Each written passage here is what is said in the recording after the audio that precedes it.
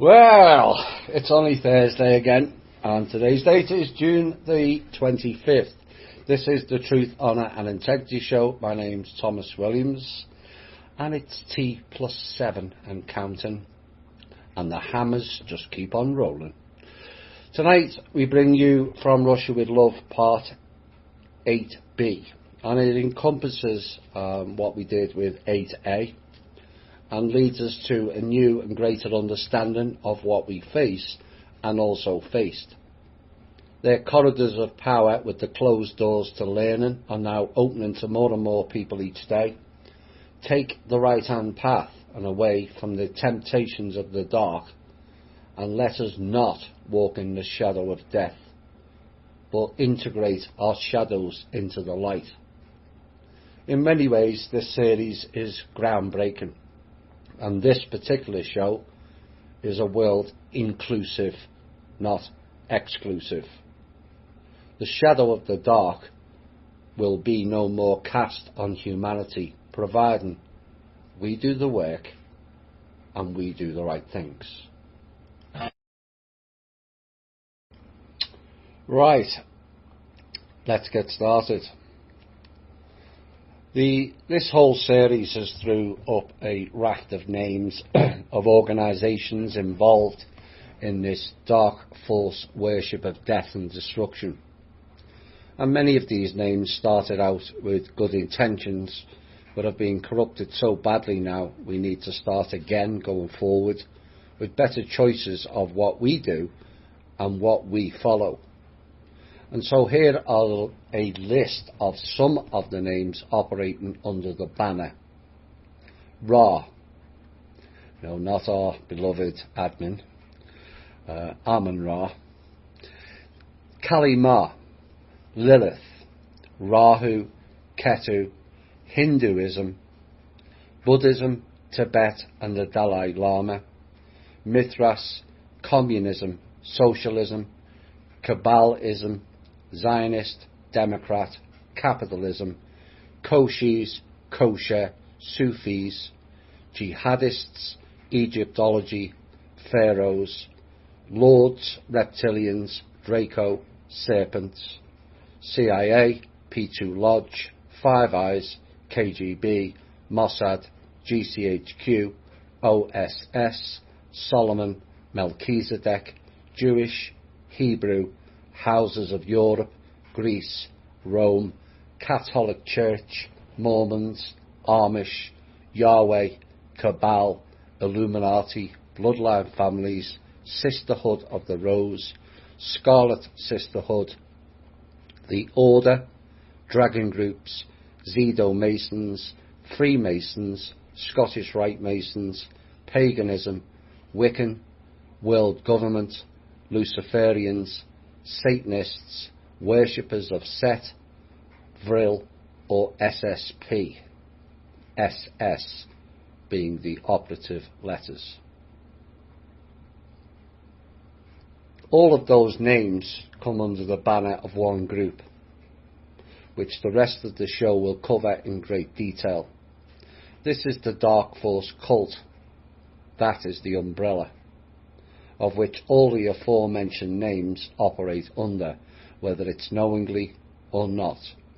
All are connected to this one group, carefully hidden and darkness personified. That group is under the title Memento Mori, which means remember you must die. Ironic, given these dark forces have done everything to gain immortality. We had done a recent intel piece, and we said we would reveal in this show who were removed, and several thousand, near 750,000 of a certain group on this planet were deleted permanently that week, following a request to the council which was agreed upon, and suffice to say the world is better off without them. Utter hybrids. Very few, it was found, of them to be human.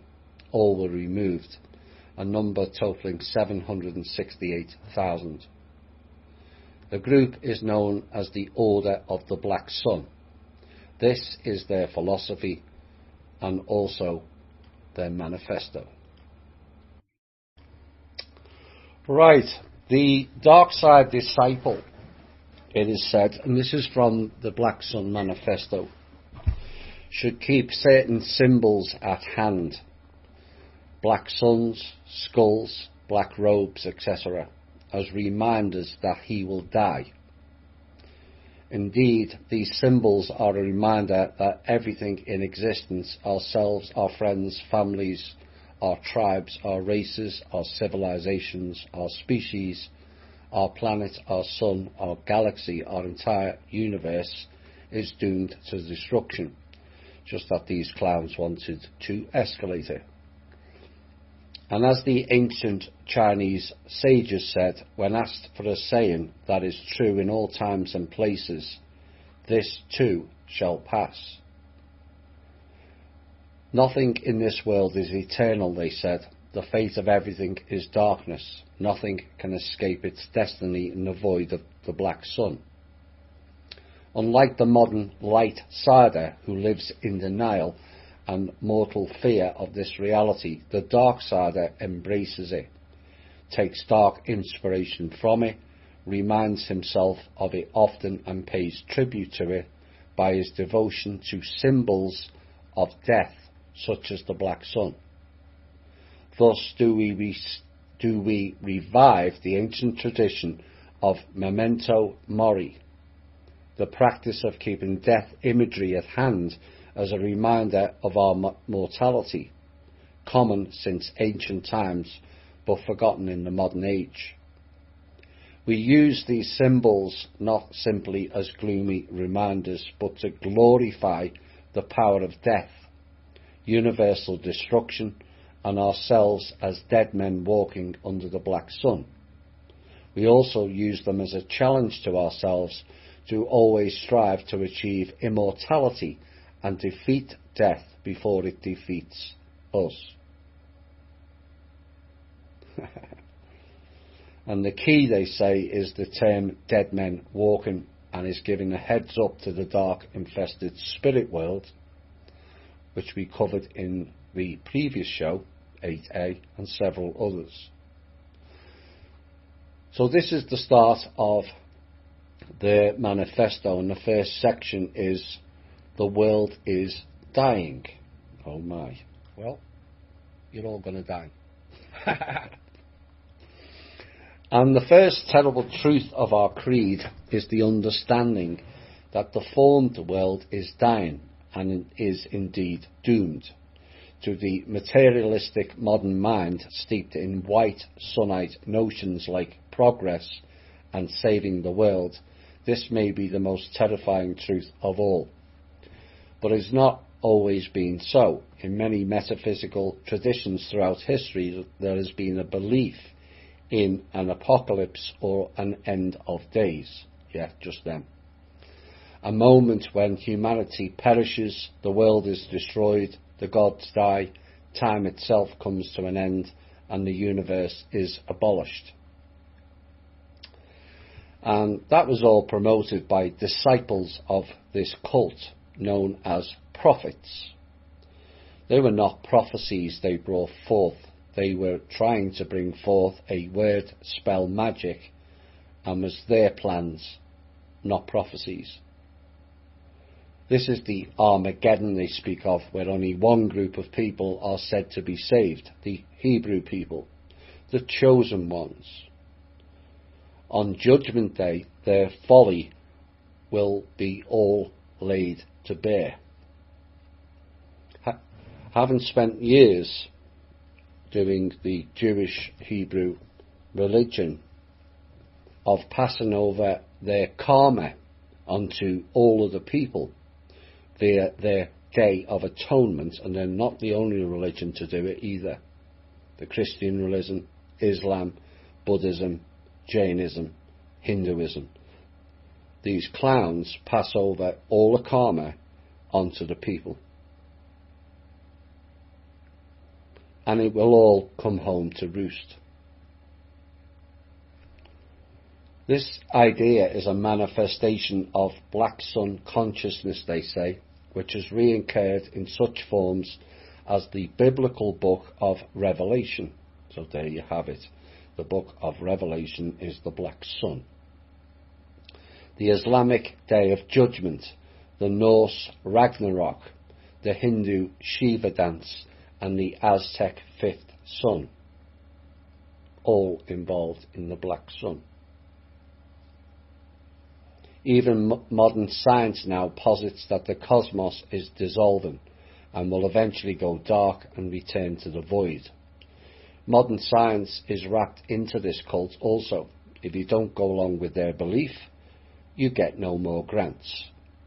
It is how it works.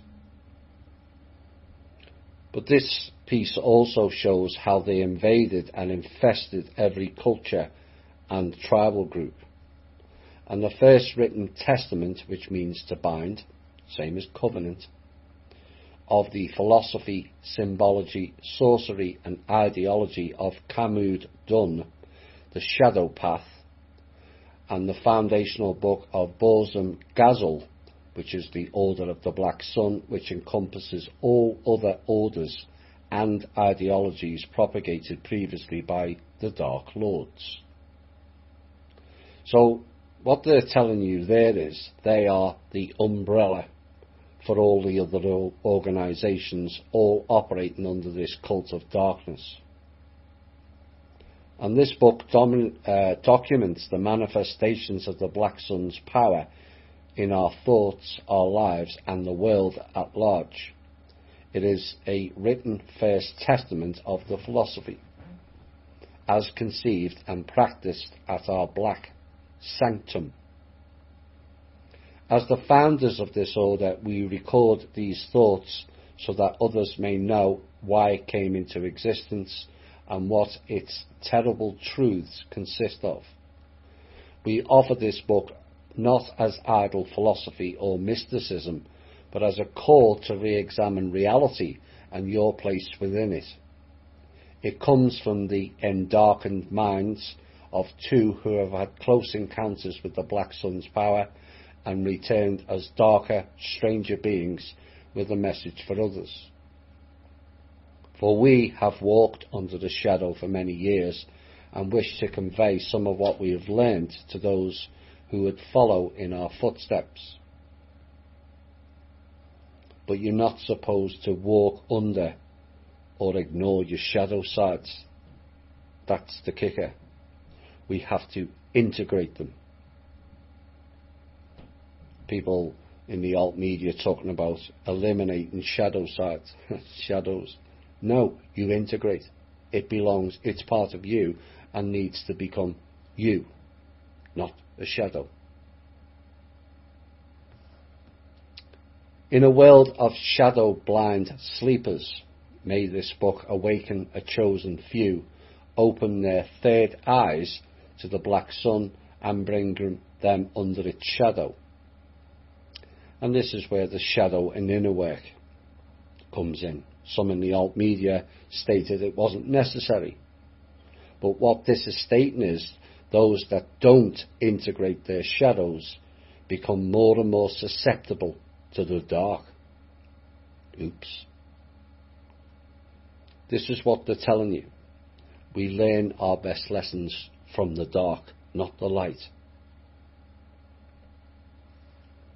And they said, may it inspire them to join the ranks of our invisible empire and leave behind the white sunlit world of illusions forever.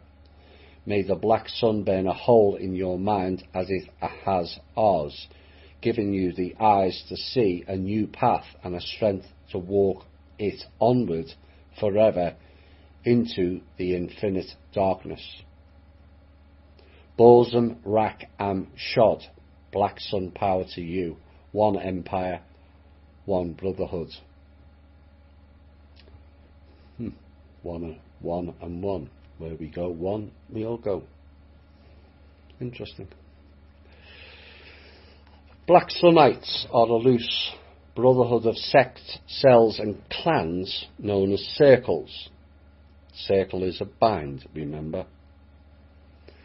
And the clans spelt with a K, which will become very significant as this show unfolds. Circles are the covens,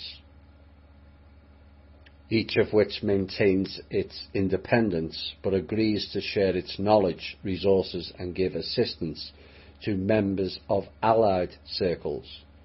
Now remember the show we did with Shane, there are 13 covens. There's not 13 now. Collectively, these circles form a secret society that takes the Black Sun as its source, and it gives its allegiance to the Black Sun Empire. Circles that wish to enter into Black Sunite societies must take the Gumuk Gromat Unity Oath to signify their allegiance to the Order of the Black Sun. In the Black tongue of Borgal, this oath reads, Gum Kazaz Gum Gazol, one empire, one brotherhood. Every circle that belongs to our brotherhood should display this oath in their sanctum.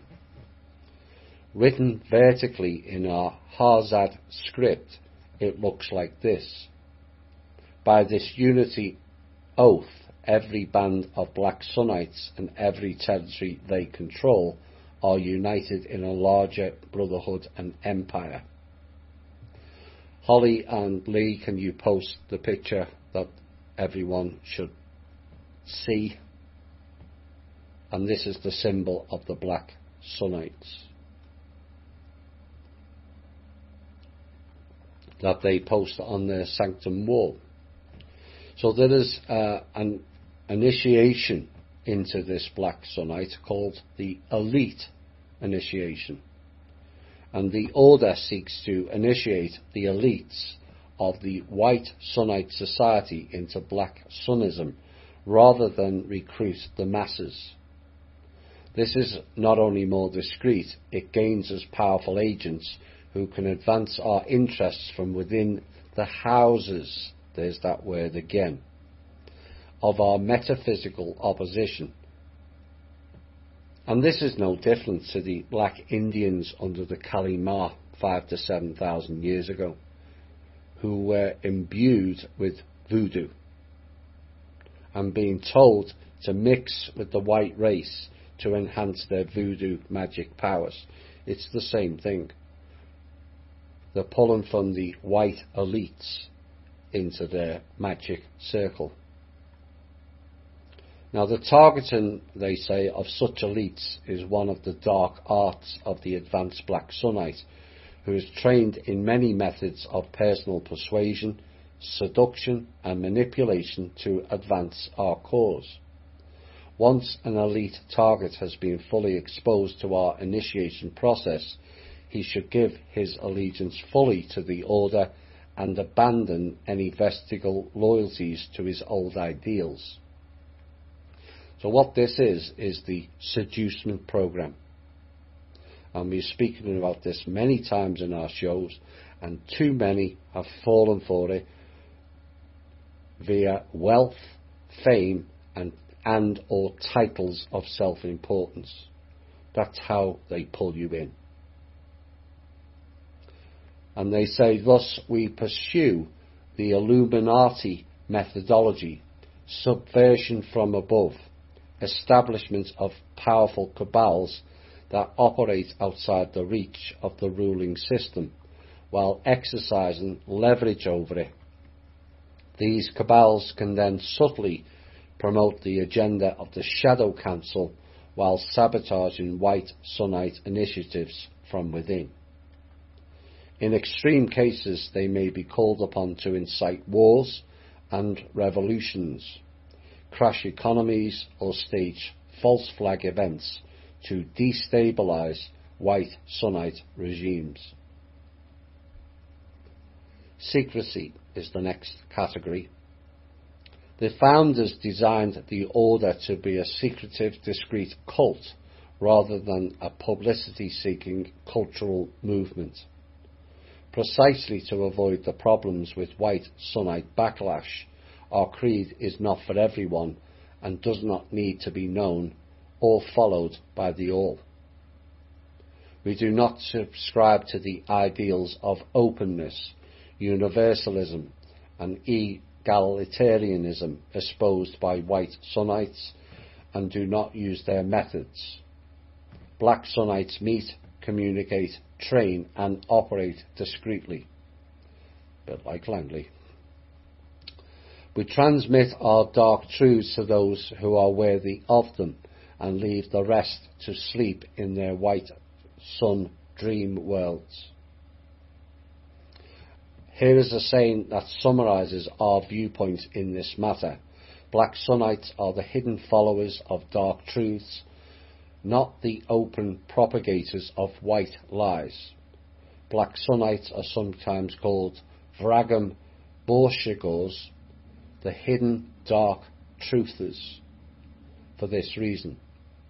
In a black sun-dominated universe ruled by hostile forces and threatened by white Sunnite crusades, hidden is how we must be and shall remain. Next category, seeing the shadow world. Becoming a black sun seer, Balsam Garuzath, means learning to unsee the light of the white sun that blinds most beings to the existence of the formless shadow world, for the white sunlight only illuminates forms, chans, those objects, ideas, words and social constructs we can conceive of, speak about and interact with. We say that the white sun is the source, Zog, T-O-Z-G, which fills our minds with models of the world, our mundane sensory awareness, theories, philosophies, ideologies, religions, languages and cultures. To the white Sunnite, these constructs are all that one should be concerned about. Anything outside of the white sunlit world is illusory, delusional, insignificant or evil. And this is what I've been speaking about when I say people must see. See with quotation marks, or inverted commas, Glenn. No, it's not a business. All can see with the right application, not just the dark. Seeing with no quotation marks is not believing as they have told you. Seeing with quotation marks is. To the white Sunnite, the map is the territory outside of which he has no interest in venturing. To the black Sunnite, this situation is inverted. The map is not the extent of our world, but a placid island of ignorance in the midst of black seas of infinity. It is the black seas beyond the borders of the map that are of interest and towards which the black Sunnite seeker sets sail, and it is the white sunlit forms which are illusory, delusional, insignificant or evil, signifying as they do only the extent of our mental limitations and cultural conditioning. So what they're telling you here is that the map is the boundary. But it's not. That is the illusion. Those that stay in the map are boxing themselves in. Open the box and walk through the doors. Those who have reached the level will understand that more. To discover a greater reality, the black Sunnite looks into the shadows of the white sunlit world and of his own mind. And here we are speaking about the metaphysical concept of Vor Thuls, which means two worlds. The white sunlit formed world of Malzam Agum Fuel, white lit world, and the unlit formless realm of Kamud Fuel is the shadow world. So They're recognising the two worlds also. But they think they are the only one who can see both sides, and their arrogance is and was their downfall. I spoke at the two worlds back first in 2015, and I expanded on it in 2016. I don't think in 2020 I have to reveal more details of the two worlds to our regular listeners, as you are all seeing it for yourselves. I said we would see more in 2020, and we have. I said it would get ugly, and it has. The white sunlit world is where almost all beings spend almost all of their time. The shadow world is where only a few mystics, magicians, madmen and prophets dare to venture. But this dichotomy of the two worlds is an ancient metaphysical idea that appears in many traditions, and below are some of the other descriptions of the two worlds from other traditions that show how universal this idea is. Castaneda's Tonal and Nagual, Plato's cave and world outside the cave, Hinduism's Vyaktam and Avyaktam, Schopenhauer's world as representation and will, Buddhism's Taizokai, womb world, and Kongakai, diamond realm, Kabbalism, O-Er, divine light, O-H-R, and Ein Sof, the infinite, Gödel's provable and unprovable theorems of mathematical logic, Taoism, 10,000 things and the Tao, Kenneth Grant's Universe A and Universe B, Huxley's Ordinary Mind and Mind at Large, Islam's Seen and Unseen Worlds, Shamanism's World and the Other World, Kant's Phenomenon and Noumenon, Lovecraft's Placid Island of Ignorance and the Black Seas of Infinity, Quantum Physics, Observables and Wave Functions. Our notion of two worlds is thus in general agreement with many other traditions and is not particularly radical or strange. What is radical and strange are the dominant ideologies of this age of enlightenment, which posits a world that is only knowable through reason, language and sensory input, and which depreciate or deny the existence and the power of any other world. This is the boxes. This is the astral travel. People think that's the limit. It's a bit like the sky's the limit. Is it? Says who? It's not my limit. And if people do the shadow and inner work and develop their souls, it's not, the sky's not your limit either. The answer would be, which sky? But it's interesting they use the term enlightenment. Like everything else, they work both sides. Remember that saying, because it's going to become prevalent right throughout this show. They work both sides. Like war, boogeyman and saviour, yin and yang, they are both and all, or were, as that dominance is waning fast now.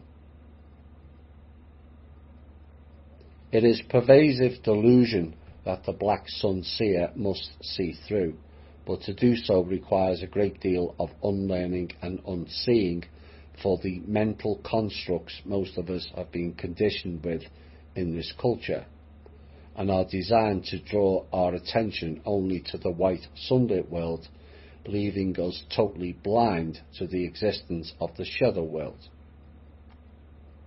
And this is why the perception of the shadow world usually comes as such a shock and feels like such a cataclysm. It rends apart our conditioned inner landscape like an unidentified mental object and an intrusion from an alien world that threatens to destroy our own. It is this perception that we symbolize by the black sun, a portal into an incomprehensible outer dimension that we didn't previously suspect existed, suddenly opening before us, yes, the gates of hell, Mount Shasta, threatening to devour our inner space like a black hole devours outer space. But what these clowns don't know is, the other side of a black hole is a white hole. And it goes into a different time-space, different universe. And this is what science calls the Big Bang. And it's not a Big Bang at all, but an infusion of light, particles and matter infused onto a new canvas. Imagination does the rest. This perception is what the initiated black sun seer signifies. By putting a black spot on his forehead between his eyes, marking him as one of those rare beings who has opened his third eye, Jawat Gral, to the existence of the shadow world and now walks under a black sun. And which culture replicates the dark spot on the forehead? We're back to From Russia with Love 1 again. India. And they have no idea what they are inferring by putting that mark on their head. Is that the mark of the beast? Borgal, which means black tongue, is the magical language used by the Dark Lord's order to invoke force into themselves and command the external world. With this language, our order shall rename all things in this world, thus imposing our own thought forms upon it and thereby conquering it. And so what they're telling you here is, this is where the name changes comes from. Mistranslations and changes in vowels, replacing a C with a K, and changing other letters like word, spelt with an O, to word, spelt with a Y, which we have covered extensively in this series. Borgal shall also be our secret tongue, they said, used to identify other members of our kind and separate ourselves from the light-siders and mundanes of this world. Those who choose to learn Borgal are self-selecting elite, founders of a new cult, heralds of a new order, and propagators of a new magical, spelt with a CK, regime.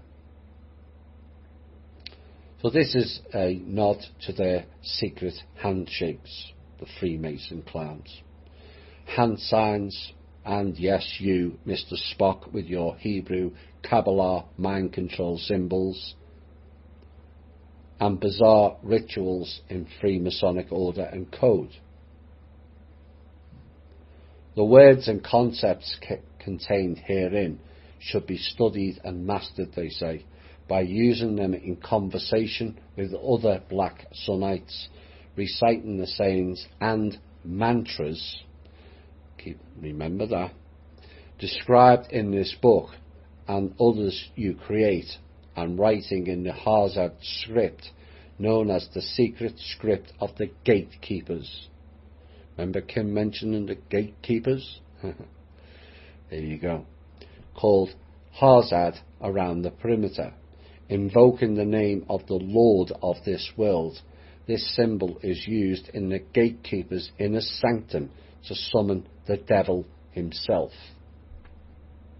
Nice people. Now, one of their paths to destruction is void meditation.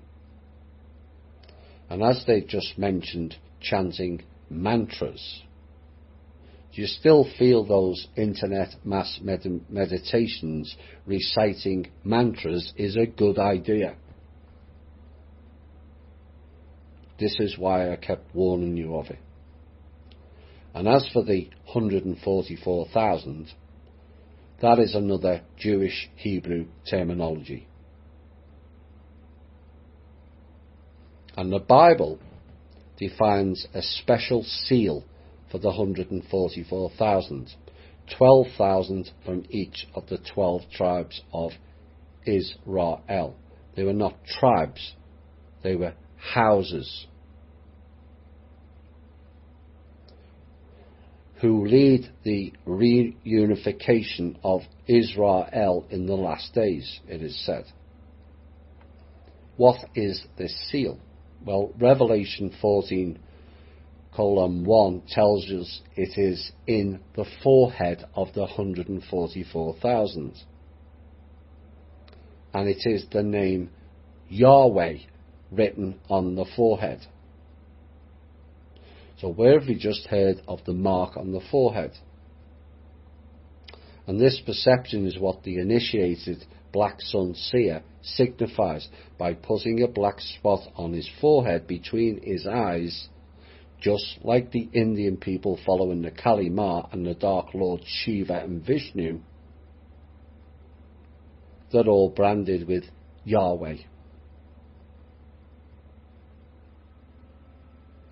And one has to ask, given one certain group in alt media covered all this stuff, is it Cobra with a C or Cobra with a K? Now, when we did this show, I was not suggesting at that point that Cobra is dark. But should you choose to continue with his moon goddesses, meditation with mantras, 144,000 Yahweh followers once knowing the facts, then people have a choice to make themselves. Either way, it does not look good or augur well for those following these dark occult practices. And ignorance now is a choice. Mass meditation, chanting mantras while opening the third eye, which is a portal, and following their scriptures of the 144,000 dark demons, which is what they are, is a recipe for disaster and actually feeding energy to the order of the black sun. Remember, I said earlier, they play both sides. And I'm sorry if that upsets people, but we've had enough of their hidden dark agendas and being duped as working for the light, but actually we are enhancing the dark. Next category in their manifesto is called the Dark Lords. Oh my. I knew. The Dark Lords, they say, are the leaders of an intergalactic order of black magicians dedicated to establishing the evil empire in our time. In their many books, they explore the implications of a universe ruled by the dark force, Vi Diaboli, and the Black Sun. For the individual seeker, cults of the dark side and civilizations as a whole. From their black temple, they are unlocking the secrets of magic, spelt with a CK, and masterminding a new order, a new age, and a new regime of power, merging metaphysical currents such as Sithism, Satanism, and Black Sunism, Diabolism, and Dark Taoism. They are bringing all dark side sects on this planet under the shadow of their black magocracy. In this age of endarkment, let the Dark Lords be your guides beneath the black sun, beyond the ninth gate, and into the depths of your own shadow mind, as they say in their black tongue, full ash yn uk, the world is ours.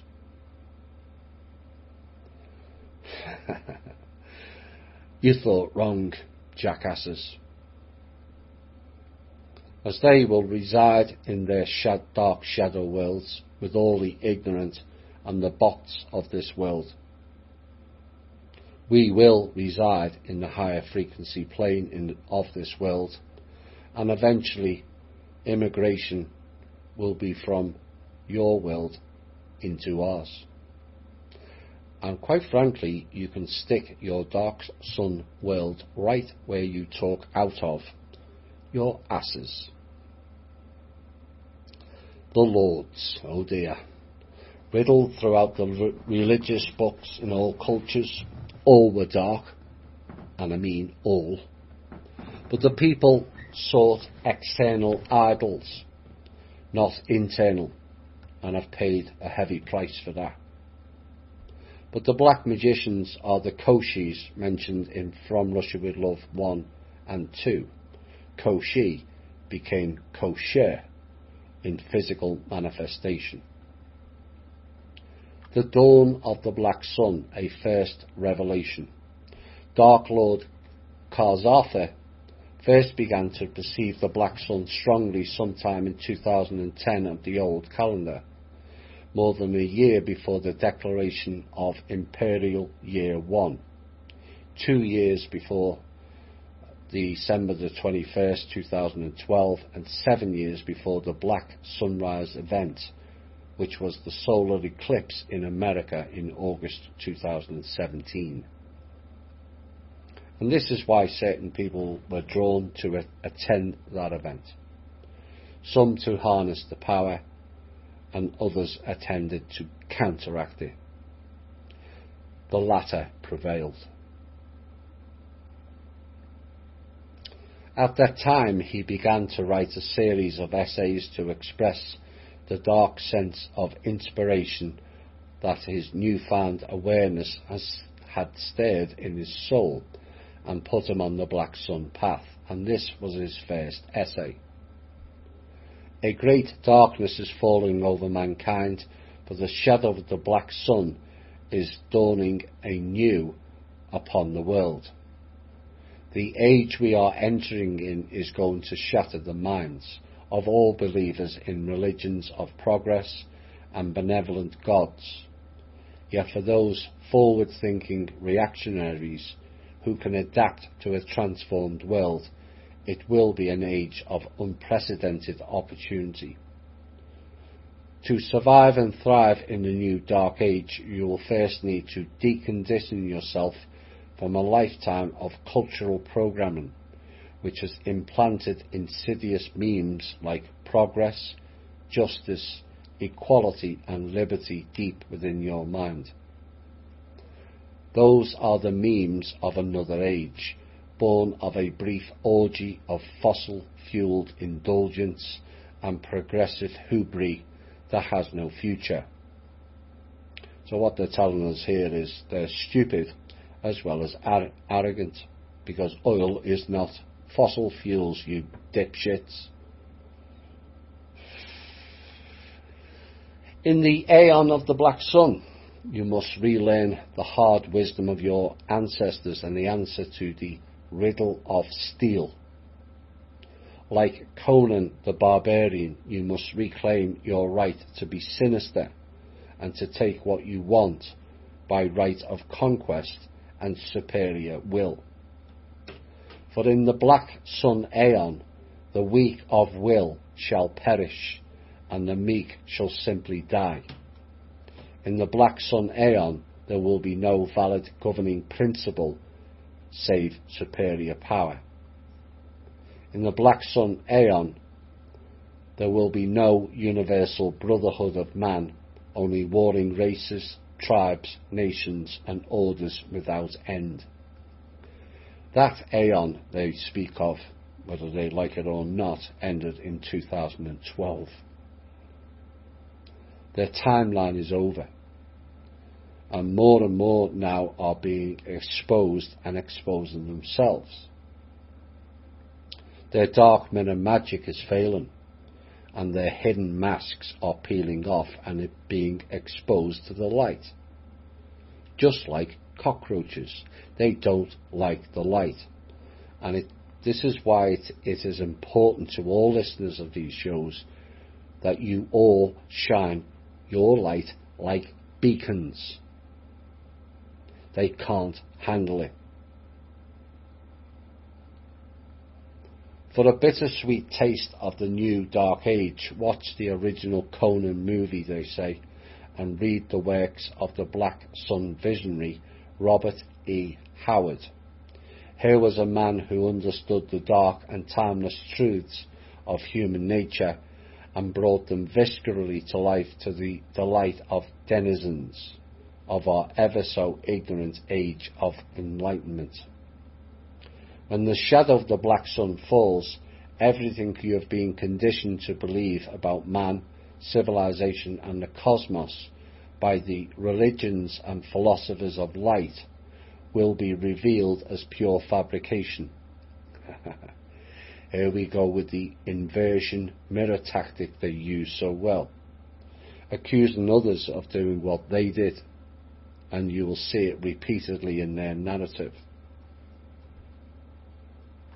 Modern man, they say, will be forced to relearn what ancient people never forgot, that nature, including man, is cruel, capricious, diabolical and adversarial. And at its core, I agree, to a point.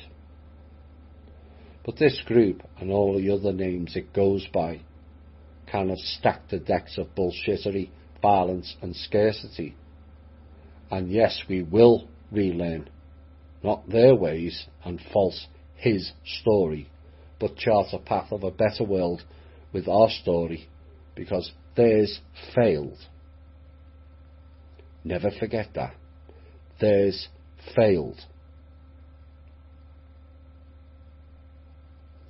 Progress mongers, as they call us, who taught man had neutered nature and turned the corner on the old evils forever, will find themselves psychically defenceless and morally bankrupt in a new dark age.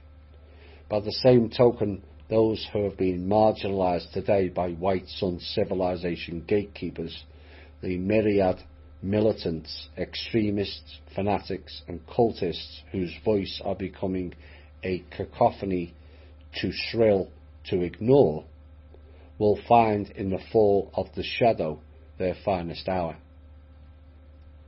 As you can see, they were lied to also.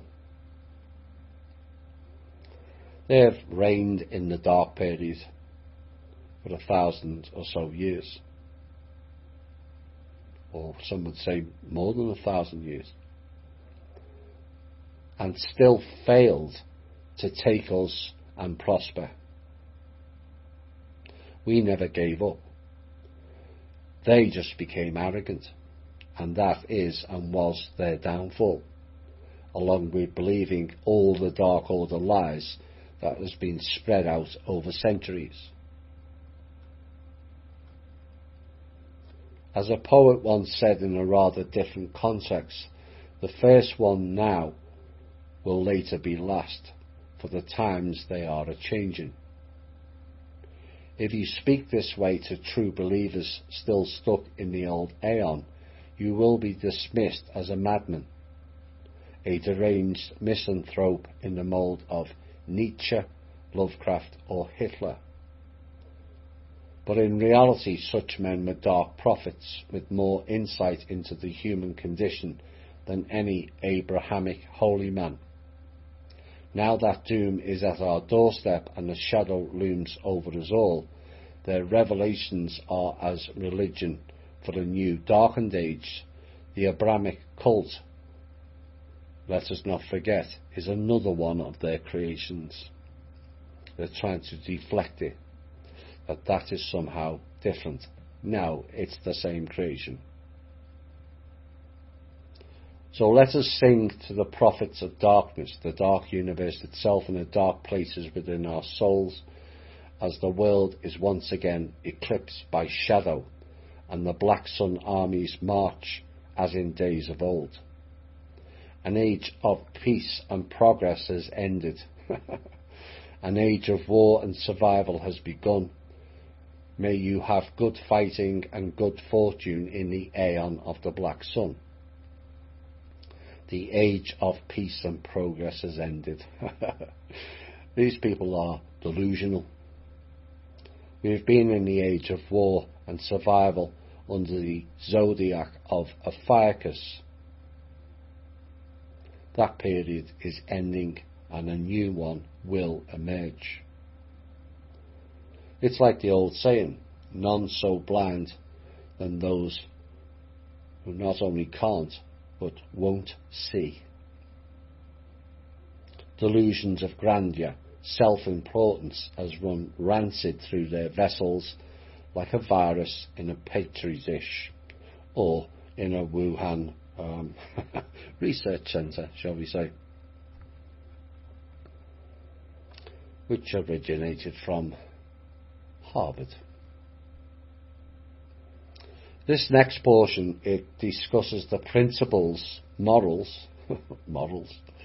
or lack of, and guidelines these dark forces operate by, called the 9 Maxims of Bosom Dun, which means the Black Sun Path. And these form the basic creed of all Black Sunites, and they are the guiding principles that every member of the order should internalise and live by. In this post we discuss the first 3 maxims. 1. Remember that this world and everything in it will die. 2. Know that nothing is true and everything is permitted. 3. Seek unlimited power and conquest. Maxim 1. Memento mori. A reminder that we will die.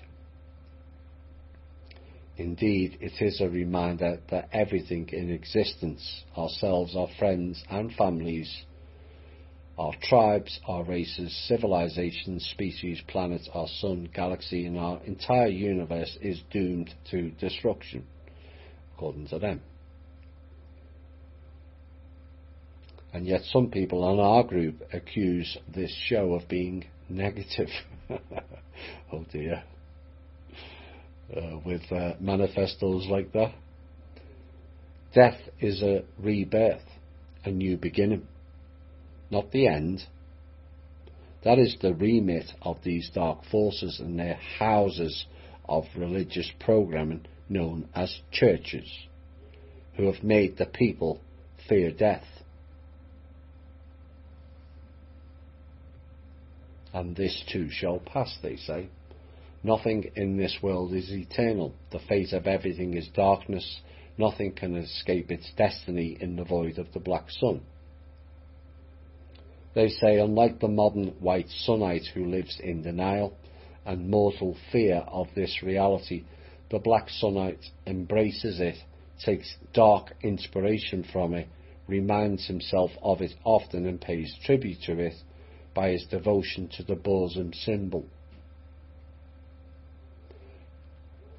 But like the show has stated all along, everything has been inverted. Everybody's been lied to, including these delusional half-wits. So they say, thus do we revive the ancient tradition of the memento mori, the practice of keeping death imagery at hand, such as skulls, bones, or skull and bones, same thing, and graves as a reminder of our mortality, common since ancient times but forgotten in the modern age. I guess they forgot about one of their disciple groups called the Skull and Bones then. And we use the symbol of the black sun for a similar purpose, but a different slant than the white sunites, to glorify the power of death, universal destruction, and ourselves as dead men walking under the black sun. Well, they got one thing right out of that. Dead men walking. TikTok. Maximum 2. Nihilism. Philosophically, we are nihilists. We believe that all moral philosophies are a collection of words and concepts which are negated by the reality of black sun-dominated universe. The inevitable extinction of life, the death of stars, the diffusion of the galaxies, the disintegration of matter, and the return of this verse to the void from whence it came, all undermine the authority of any values, morals, or laws of which we can conceive. Just as a black hole is a divide by zero error, divide by zero, that means there is no zero. Parts 1 and 2 of ones and zeros covers that. In fact, after 8C, I may replay those two again. It'll tie this in. The black sun is a divide by zero error in the reasoning of the moral philosophers. But perhaps someone forgot to tell them energy cannot be destroyed, only transformed. And as for the outdated black hole theory, it only consumes. That is for the realms of science fiction. Because the other side of a black hole, there is a white hole. Oops. And that signifies the white hole is in another universe, and so expansion continues. Essentially, the material is entering a different time-space and frequency zone. Nor is the logic of theology any better, they say, since no gods of light show themselves, nor answer our pleas for guidance. They were there, but your vision was so poor, due to being blinded by your own delusions, control freak behaviour, and festering malignancy within you. Those gods of light regrouped and fought back, and your time now is very short.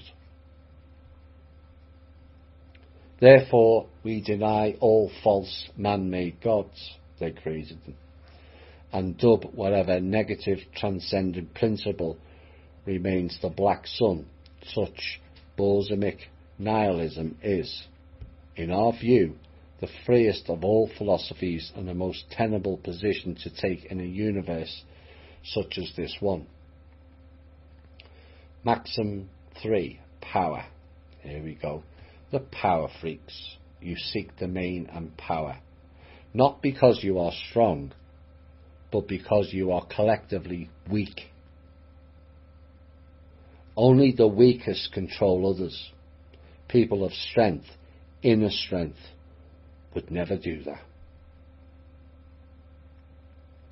Black Sunnites could be described as power worshippers or fascists. We believe that we live in a Darwinian universe. Fascists, like all other ists and isms and Darwinism, they created for their weakness-based control system, in which might makes right. The strong dominate the weak, and only the fittest survive. That is how they operate. We believe that the strongest individuals, tribes and empires will naturally prevail over the weaker collectives, and this should be encouraged. We believe that every individual should strive for inner development and empowerment, and that every collective is measured by the personal power of its individuals. We understand there is no cosmic reward for pursuing any ideal of justice, liberty or equality that denies the reality of the Bolshevik Draful, the black sunnish universe. We believe that all political ideologies not rooted in nihilistic black sun philosophy are arbitrary, transient delusions. Our politics is the politics of destruction, of all false ideologies, hopes and creeds, and the elevation of will, vitality and power as the supreme political expressions of human nature in this hostile universe. In Bolshevic ideology, the emphasis is on will and imagination, not on reason, reality or morality, because only the former can fill the void of existence in a black sun-dominated cosmos. We seek to master and mould the universe to our liking, according to the Bolshevic inspiration, not according to the dictates of some false god of light or bogus moralism. Liberated and endarkened, each of us is a potential emperor and conqueror of the world, who may attract legions of followers who wish to share in our conquests. Unlimited power, unlimited conquest, unlimited triumphs of the will. Let this be the credo of the black Sunnite sorcerer and anti-philosopher. Such staggering rhetoric that is. With all the extra tools the dark has or had, no limitation on the rules the dark had, more dark energy than light energy, the fractal virus, trickery in the physical and non-physical realms, and an endless supply of demons to do their dirty work. And yet you still failed to break this version of man or the vessel. Ooh, that must really hurt. All the tools, and you couldn't break us down. Well, I hope you like lemons, but then you are used to being bitter. You took the easy path. You took the lies and the seducements. You took away whole galaxies, solar systems and planets. But just to remind you, you didn't take us. Our path may have been a long one for victory, but now that time has come. Right, this next portion we will get into is the caste system these dark forces operate under, and it's called the 4 spiritual castes. Is it a coincidence that if you type in caste system, yet again you arrive with India, where this more modern day war originated from? Well, the answer is no. India was the ground zero for the modern way of light and dark. And no, that doesn't mean we have to denigrate all Indian people either. All peoples and beings have been played as pawns in this insidious demonic dance of the dark. But I'm asking the people of India, like the Jewish people, to see through their religions and what passes off as culture as a grand lie and correct it. So black Sunnites divide human beings into 4 spiritual castes based on their inner trajectory and destiny as it relates to the black sun. Study and know these 4 castes well, they said, as they are central to the black Sunnite ordering of society. So the first caste is called the shadow blind, Kamud Wikitith, and they are said are the most mundane white Sunnites who live their lives oblivious to the black sun power and to its very existence. They orbit spiritually around the white sun, blissfully unaware or willfully ignorant that there is a shadow sun drawing all life towards it, destroying them and devouring the universe. These beings are called the Kamud Wikitith, or the shadow blind. In the black Sunnite hierarchy, the shadow blind are viewed with disdain, being little more than unawakened apes who lack all potential for black Sunnite work.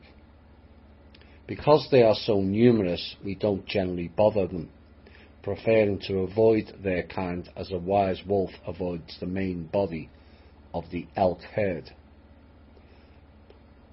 Actually, they avoid because they are weak and scared of our power. If that person is empowered, why can't they handle the frequencies of those empowered? The shadow sun drawing all life towards it, destroying them and devouring the universe. The harvesters. So I hope you now better understand the mirror concept that we covered in previous From Russia with Love shows, and also in the main shows with their term shadow blind. Caste 2 is called passerbys. The second caste are those who, due to some inner crisis or dark awakening, approach the black sun briefly at some point in their lives. They pass by the secret star like a spacecraft passing near a planet, feeling its pull with fascination but moving on. Their trajectory only temporarily altered. These are the passers-by. A passerby might develop a morbid fascination with death, be tempted by the devil, adopt a gothic aesthetic, dabble in dark occultism, become a coffee shop nihilist or a doomer, join a militia or gang, or have suicidal or homicidal thoughts. These are common signs that the black sun has pulled them towards it and begun to exert its dark power upon their mind and soul, because passerby show some inclination to the Borzumic ways. Black Sunites may target them for recruitment into our society. Though they are usually only dabblers who soon return to white Sunite ways, while they are in that phase, they can sometimes be recruited as black agents and made use of. In some cases, they can be guided deeper into the shadow, becoming dedicated votaries of the black sun. So what they're describing here is, or would be better described, is mind-controlled seducement program, where they entice people in with fame and fortune, or wrap people into dark occultism via witchcraft on the premise that they're doing good. No witches are doing good. That is the illusion they gave you. No matter what your intentions are, it is the fishing technique, where they reel you in and you don't see the hook until it's too late. The third caste is called orbiters, are those who are more profoundly attracted to the black sun, becoming drawn into a long-term orbit around it. Orbiters are permanently transformed beings, for their proximity to the shadow sun means they constantly feel its pull and perceive its vril. Now, vril energy can be used for light and dark purposes. The vril energy is what powered the Vitmanas and Vitmaras spacecraft we had on this planet 110,000 years ago. Orbiters are the lay followers and lower-level black sunite initiates, whose lives revolve around the black sun's power in some way. Orbiters are a rare breed, perhaps 1 in 100 or rarer. They can be found in many guises. Listen closely to the guises of the orbiter. Artist, religious devotee, soul dyer, philosopher, politician, criminal, businessman, terrorist. But they all have an inward dedication to a dark path and dark power. It is the desire for power through being weak is what wraps these people into the sewer. Power corrupts, they say. Absolutely. Most in this caste are not consciously aware that they are beholden to the black sun. They may use some other name for their source of allegiance, such as God, Satan, Allah, death, the dark force in nature, or power, or simply follow their source instinctively without giving it a name. To identify an orbiter, look for one who has a focused life, an inner strength, and a certain disturbing or sinister nature. You've certainly seen a few of them recently. The ability to spot such beings takes experience and intuition. The more advanced you are in the caste hierarchy, the more easily you will be able to spot them. And this also works on a frequency level an individual puts out. Like attracts like. And we mentioned this in another show about a certain other Facebook group. And some members expressed disbelief or disappointment certain people join that hate group. But it's not a surprise. Their masks wore off and they joined their level. That is where those people are in terms of development of the self. Dark. Orbiters are not typically found among wild criminals, drug addicts and dregs of society. In fact, they are often upstanding and successful citizens who keep their dark allegiances very private. Our challenge as Black Sunites is to locate such beings and recruit them into our order by awakening them to the true source and nature of their path, and at the same time we must groom our own orbiters in the form of black agents, acolytes, and the black knights of the order. Caste 4, the shadow bound, are the rarest of beings, those who pass entirely into the black sun, immersing themselves in its shadow and leaving the white sunite world behind forever. These are the Shadow Lords and the Black Emperors, who have made the Zambram Zath, lightless realm, their permanent abode and kingdom. We call those who have entered fully into the shadow's embrace the Kamod Narkith, the Shadow Bound. So there you have it. They are telling you the value of shadow work. Those shadows that are not integrated are like a beacon in their world. Something they can capture you by. And like Solomon did, testaments and covenants have the same meaning, to bind. They have something to bind or bound you by. And from that there is little to no chance of escape, as the next sentence states. The shadow-bound can be compared to denizens inside a black hole from which nothing escapes and no light is emitted.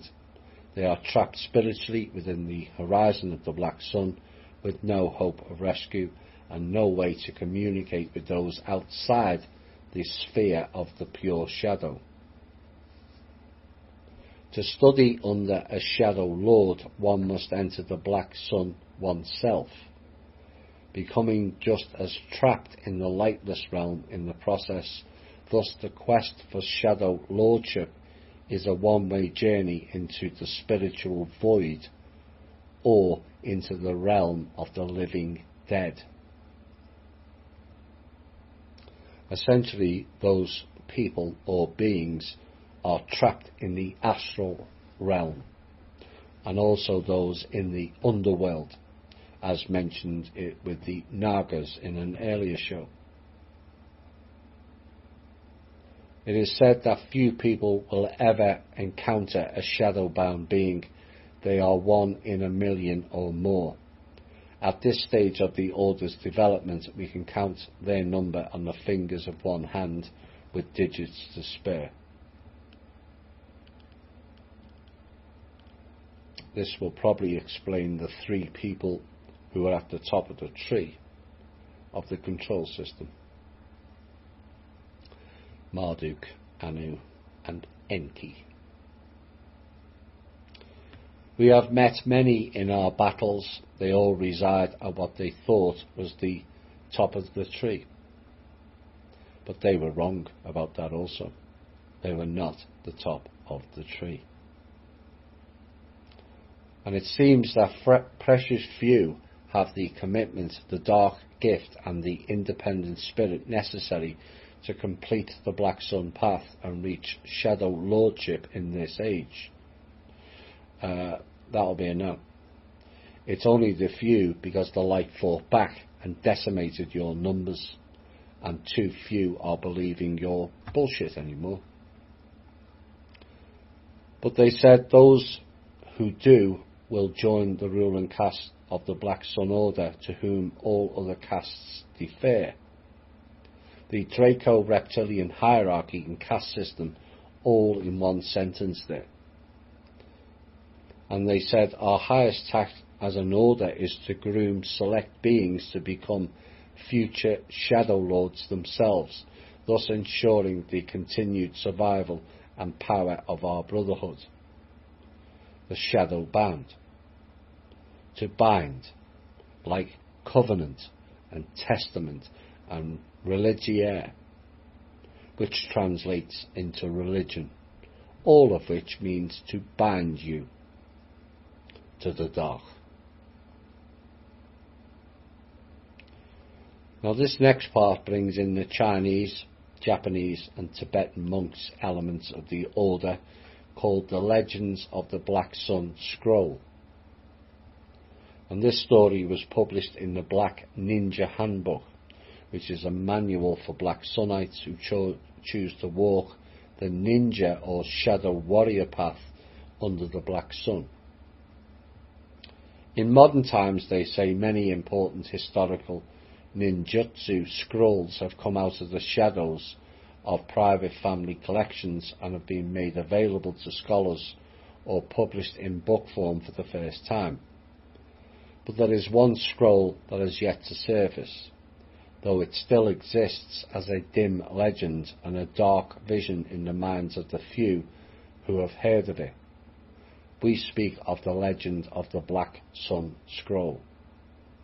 The document, which describes the darkest arts of black ninjutsu, such as the Shonenki and the Bensen Shukai, describe the ways of white ninjutsu. The Black Sun Scroll is said to contain the secret lore of a ninja clan that originated as an Akuto, A-K-U-T-O, one of the evil band of thieves and bandits who terrorized ancient Japan. And this is likely the origin of the modern group known as the Yakuzas. And the meaning of the word Yakuza is the extreme path. Well, the extreme path is the Black Sun. It is said that some 600 years ago, this band came under the influence of a mad Buddhist monk named Kanu, an adept of the Mikyo sect who had also trained with the Yamabushi mountain mystics and the fanatical Sohei sect of warrior monks. And you all thought the monks of Tibet or elsewhere were all about peace and harmony. Well, that's another illusion smashed. And no, I'm not going to apologise for it either. Kano was obsessed with a vision of the Kuro no Hai, the Black Sun, which he alone was apparently capable of perceiving. By his perception of the dark energies emanating from this invisible sun, the monk believed he had been given magical powers and prophetic abilities that will come up again later. but most people just thought he was mad. They were right. Completely mad, insane. He was expelled from the orthodox Buddhist orders for his erratic nature. Kano wandered the wilds of Japan, a desperate man who resorted to begging and petty criminality to survive. And that was when he came in contact with a band of thieves and mercenaries who, equally outcast and despised by conventional society, took him as their spiritual leader. A bit like Genghis Khan, is it not? Perhaps they went east as well as north and west. Together this unlikely band evolved into a bizarre cult led by an inspired madman who gave them an ideology that elevated their activities above common criminality and mercenary terrorism to apocalyptic holy war. For Kano saw the cult's activity in cosmic terms. He taught that the white sun of the present age was dying. A black sun would soon rise that would cast the world into war and darkness, and the chaos the cult spread was the will of the Dark Tao. In time, the cult settled down in a remote mountain village in Koka province. There they constructed a temple known as Koron Ohiji, Black Sun Temple, where Kano conducted services for the cultists. So there we have another reference of all evil practices being ran out of a temple, like Solomon and Herod. And notice more again of all the names beginning with K. He also began to record the cult's lore, L-O-R-E, not L-O-A-W, and his prophetic and magical insights in secret scrolls, magic spelt with a K instead of a C, or with both, is a common practice of these dark occultists. Thus was born, it is said, the Black Sun Scroll of Legend. By this time the cult had become a skilled band of mercenaries who conducted their night raids, arson, theft and assassination for any warlord who would hire them. Thus they became one of the earliest and most notorious clans of shinobi no mono, stealers in ninja. Ninja is a person trained in ancient Japanese martial arts, it is said, and employed especially for espionage and assassinations, and so, in essence, they are a mercenary group. Now, shinobi means covert agent, and it is the hidden name for the original ninjas, not the modern day ninjas, but a being with invisibility, it is said. And that's where the ninjas derive from. Beings with invisibility. They were cloaked shadow beings that can become physical when encountered. And they are often used as egregores for statues that are around financial or government buildings. And to you they will be fixed stone objects. But to someone in tune with the other planes, they will become animated in the physical and can and will attack you.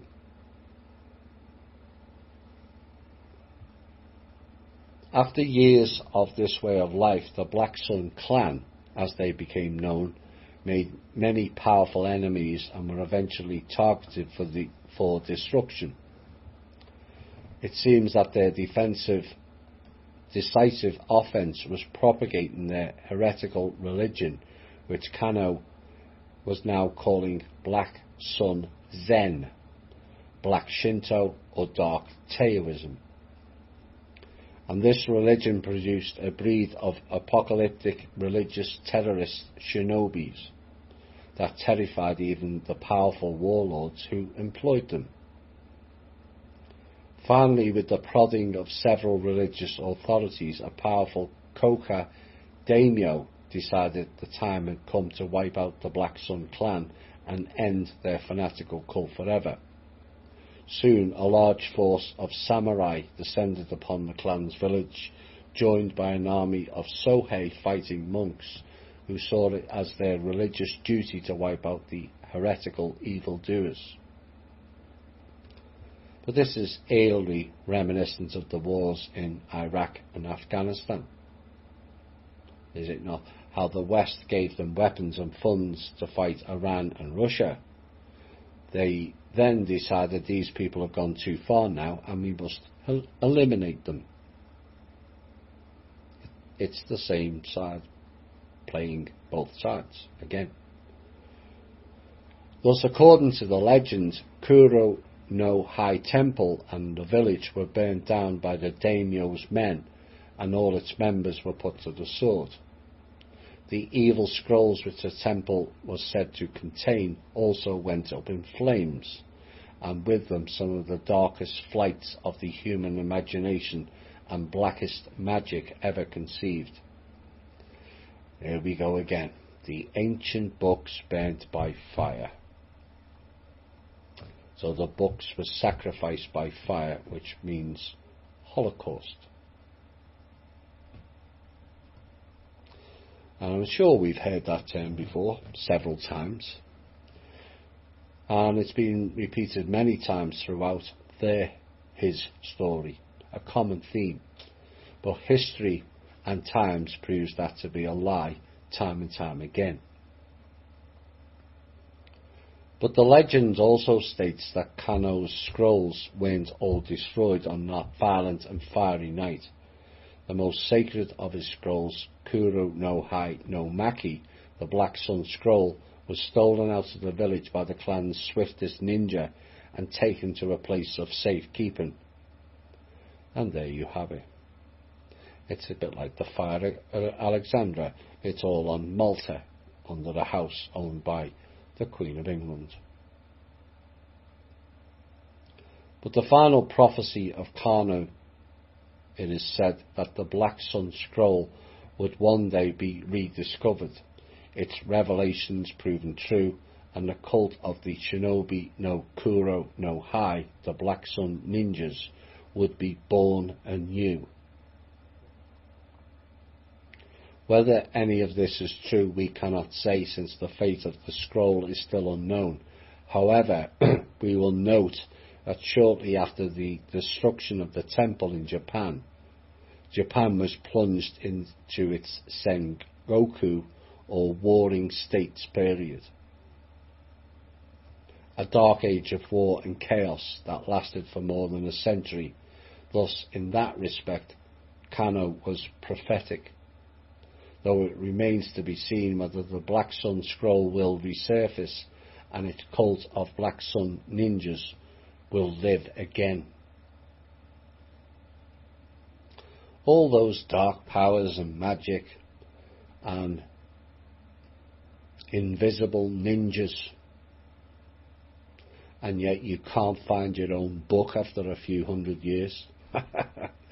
Not very powerful, are you?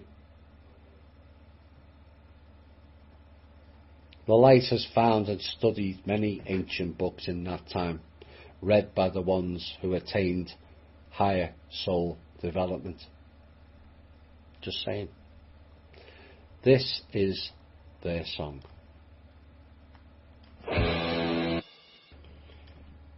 So, having shown the takeover of India, China and Japan and other parts of Asia, we're now going to turn to the Middle East to find their dark forces. And the first one is called the Black Sufis. And the Black Sufis are an order of dark mystics that is said to have its origins in pre-sand Egypt. So that was before the Fash destroyer weapon was used. and there is evidence to suggest that the black Sufis have been covertly or covertly manipulating events in the Middle East for millennia. Abdul al-Hazred is said to have been a high-ranking black Sufi before he went mad, and revealed some of the cult's secrets by publishing the Kitab al-Azif, which is the Necromonicon. And so seeing the light, it was said back then, is called going mad by these people, and it's all about inversion and the mirror again. But another suspected black Sufi was the 14th dynasty Egyptian high priest, which means house, pharaoh, Cohen and Khan. Same thing, priest class. Nephron Ka, who formed the Brotherhood of the Black Pharaoh, pharaoh means great house, as a cult dedicated to Nyarlathotep. And we're back to Egypt again and the cult of Ra.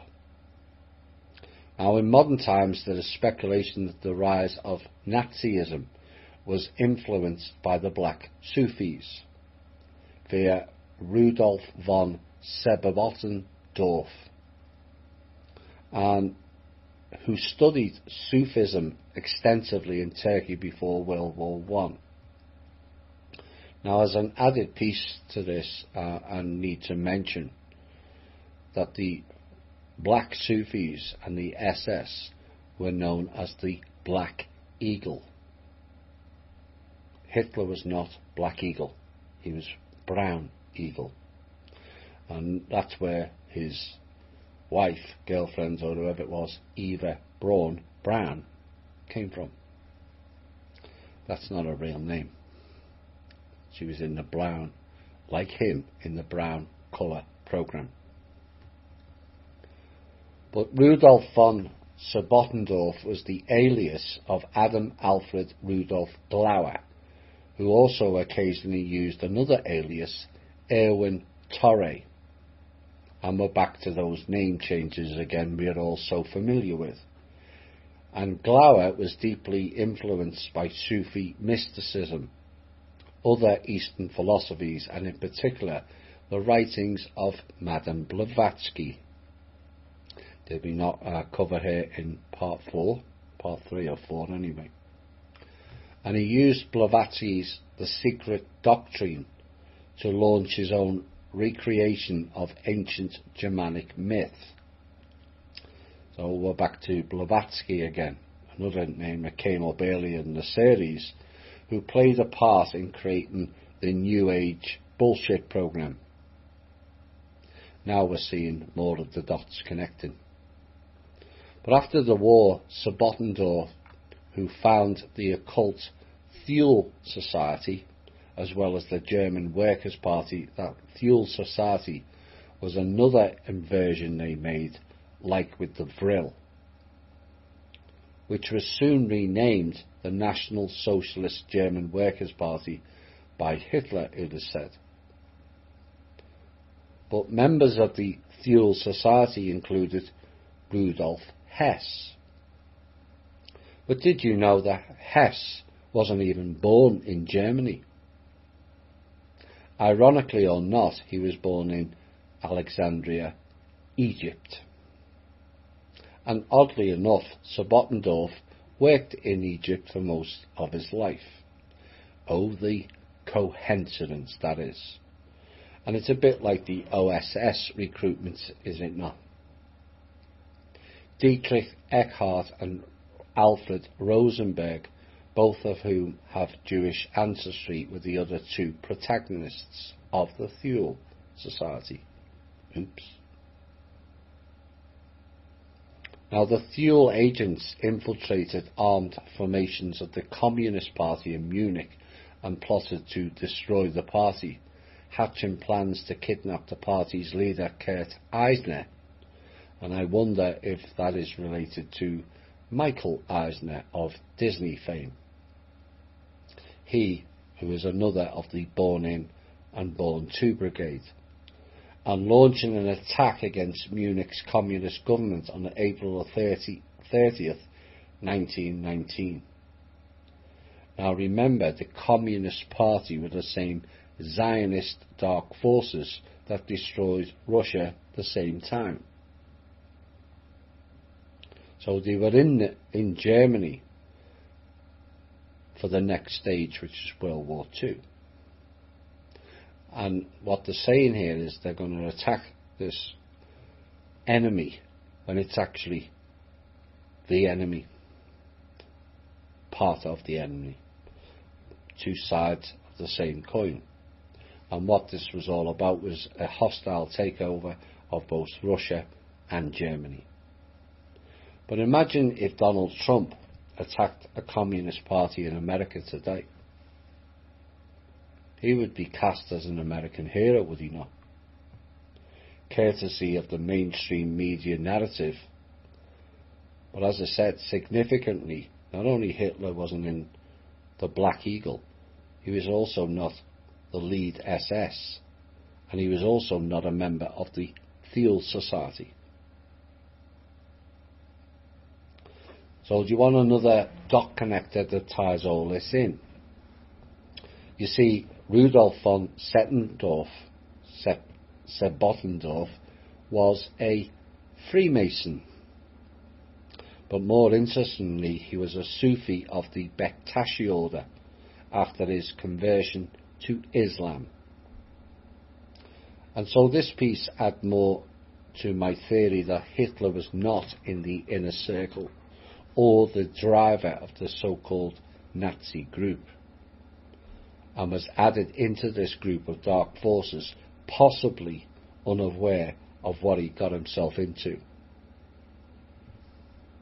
A Western religious scholar specializing in esoteric Sufi sects has recently uncovered evidence suggesting that Islam was manufactured by the black Sufis as a front for an abysmal cosmic religion. Islam, like Israel, is ISIS. Lam means to make an escape or go into hiding.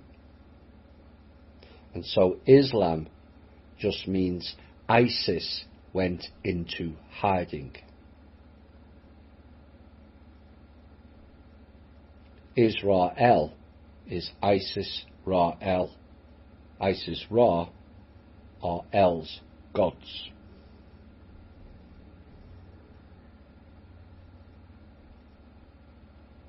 And he believes the Kaaba stone is a fragment of a star stone, which is correct, that fell in the Arabian desert in prehistoric times and first brought the knowledge of the outer gods to earth. Legend has it that a humble Arab shepherd saw the Kaaba stone fall from space while tending his camels in a remote corner of Rub al-Khali, which means empty quarter. Drawn irresistibly to the meteorite, the shepherd dragged his stubborn herd across a wadi and came across the star stone, which was still shimmering with the heat of the impact.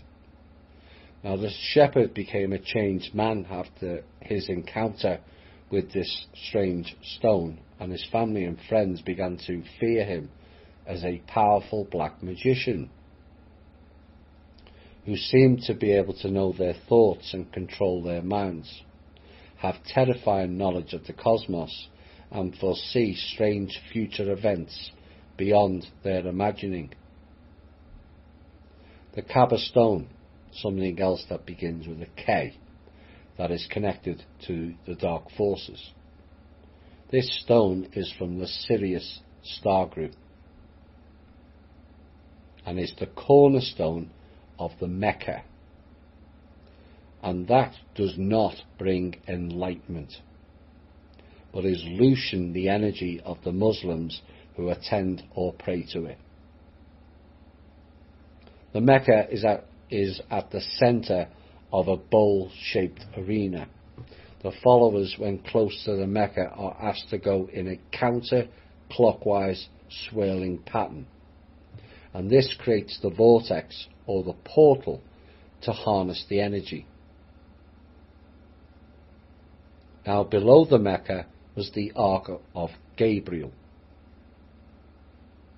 For those of you who remember the stampede, that stampede was false.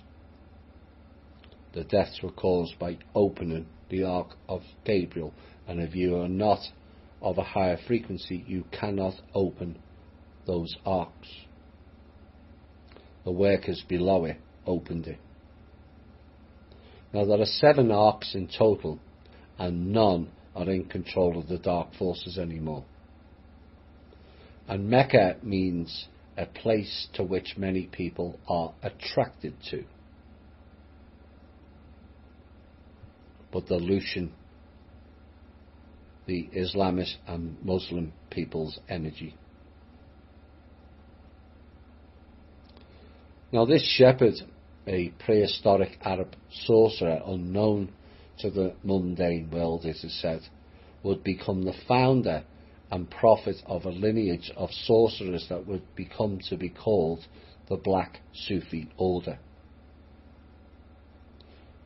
So, black again, the black stone, the black cube, it's all the same, the black eagle, the black sun, the black rock in the Federal Reserve, the Black Trust.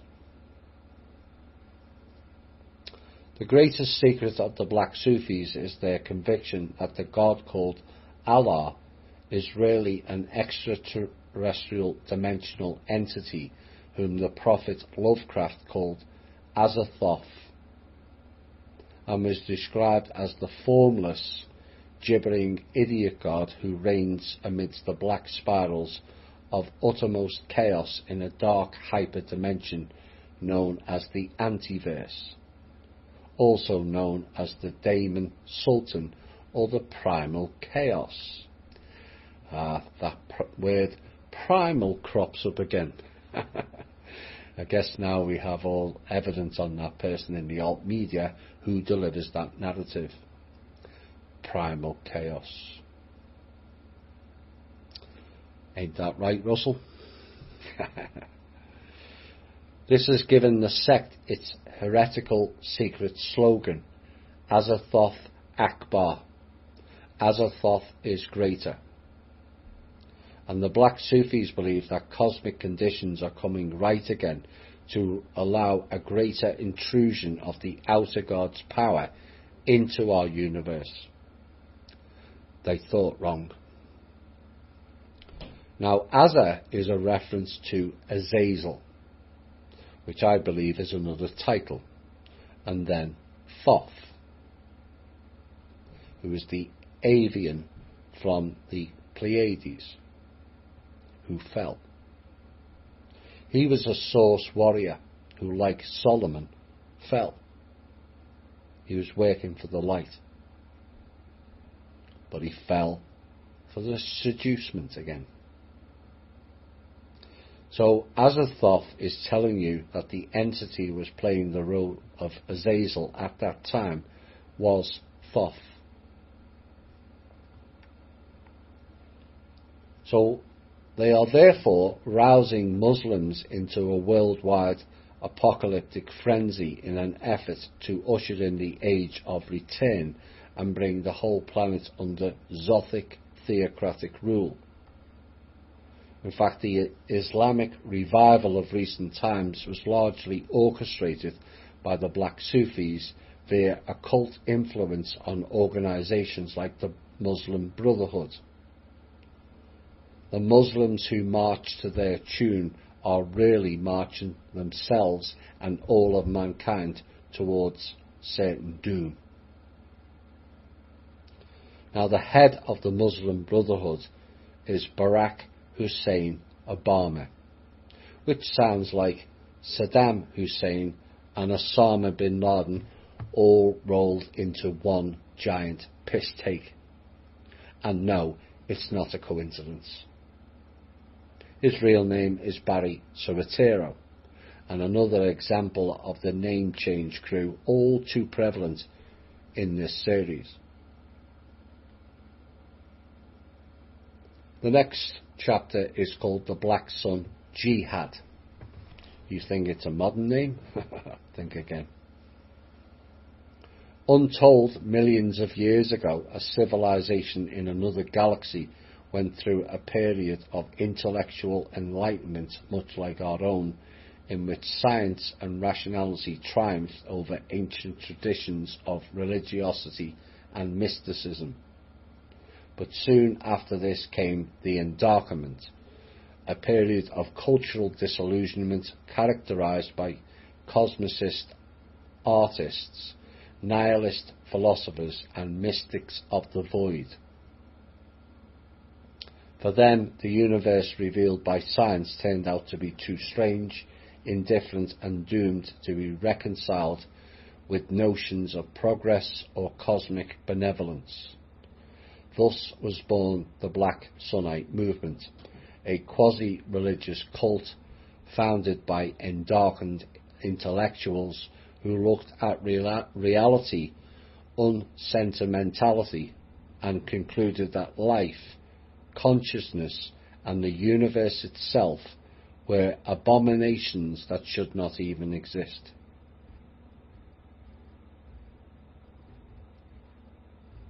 And this is what they go by. They conclude that all life, consciousness, and the universe itself are abominations that shouldn't exist. But did anyone, or does anyone ask, who made them source to decide what is valid or not? And the sheer arrogance of the entities, and because I'm reluctant to call them people, knows no bounds, it seems. But what that also tells us is religiosity and mysticism is their realm and creation, and both are endarkment. Oops. Soon after this revelation, the Black Sunnites launched the Black Sun Jihad, the holy war to eradicate all life in the cosmos. See, jihad is not about Muslims. By launching self-replicating, planet-killing machines into space in all directions. The machines constructed a kind of Dyson sphere or shell around each star, blotting out its light long enough to freeze the solar system to death. Now, as an addition to this, the Draco had a staff or a stick. They no longer have it. Which was a star maker and a star breaker. It could make stars and it could break them, and they spent more time breaking them. In this way, the Black Sun Armada sterilized their entire home galaxy of life long ago, and are approaching ours as we speak. Any day now, they said. Perhaps their doomsday machines will arrive, and soon after our sun will go black and our planet will die forever. Wrong again. Their weapons of that nature are no longer in their hands and will not be returning to them either.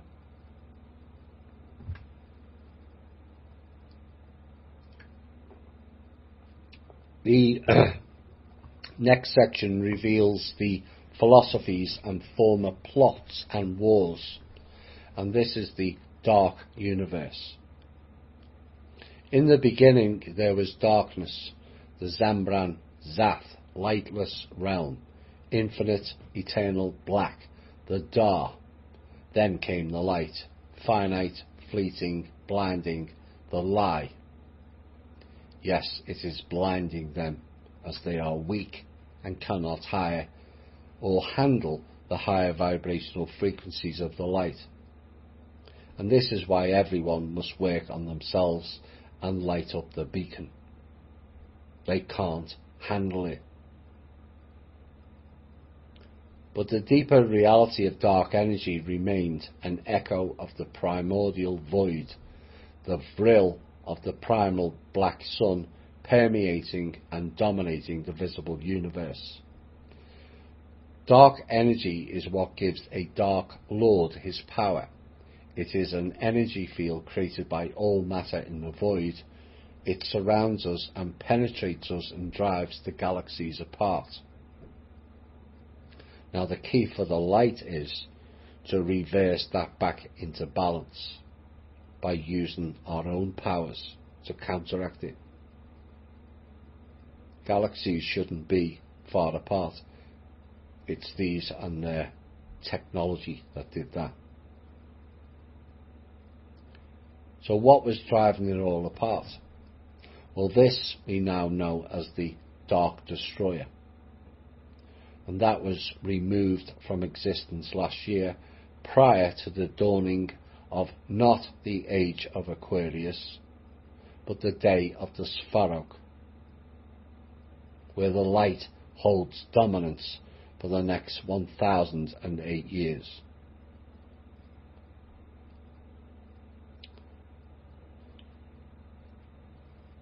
Black sunnites in each galaxy of this verse lies a vast black hole at the centre, a lightless nexus around which the stars orbit, a portal into the Dar dimension, or Zambranzath, and it is the destiny of our kind, the undarkened race, to build great civilizations and starships so that we may ascend to the stars, penetrate the galaxies and enter these black gateways to infinity.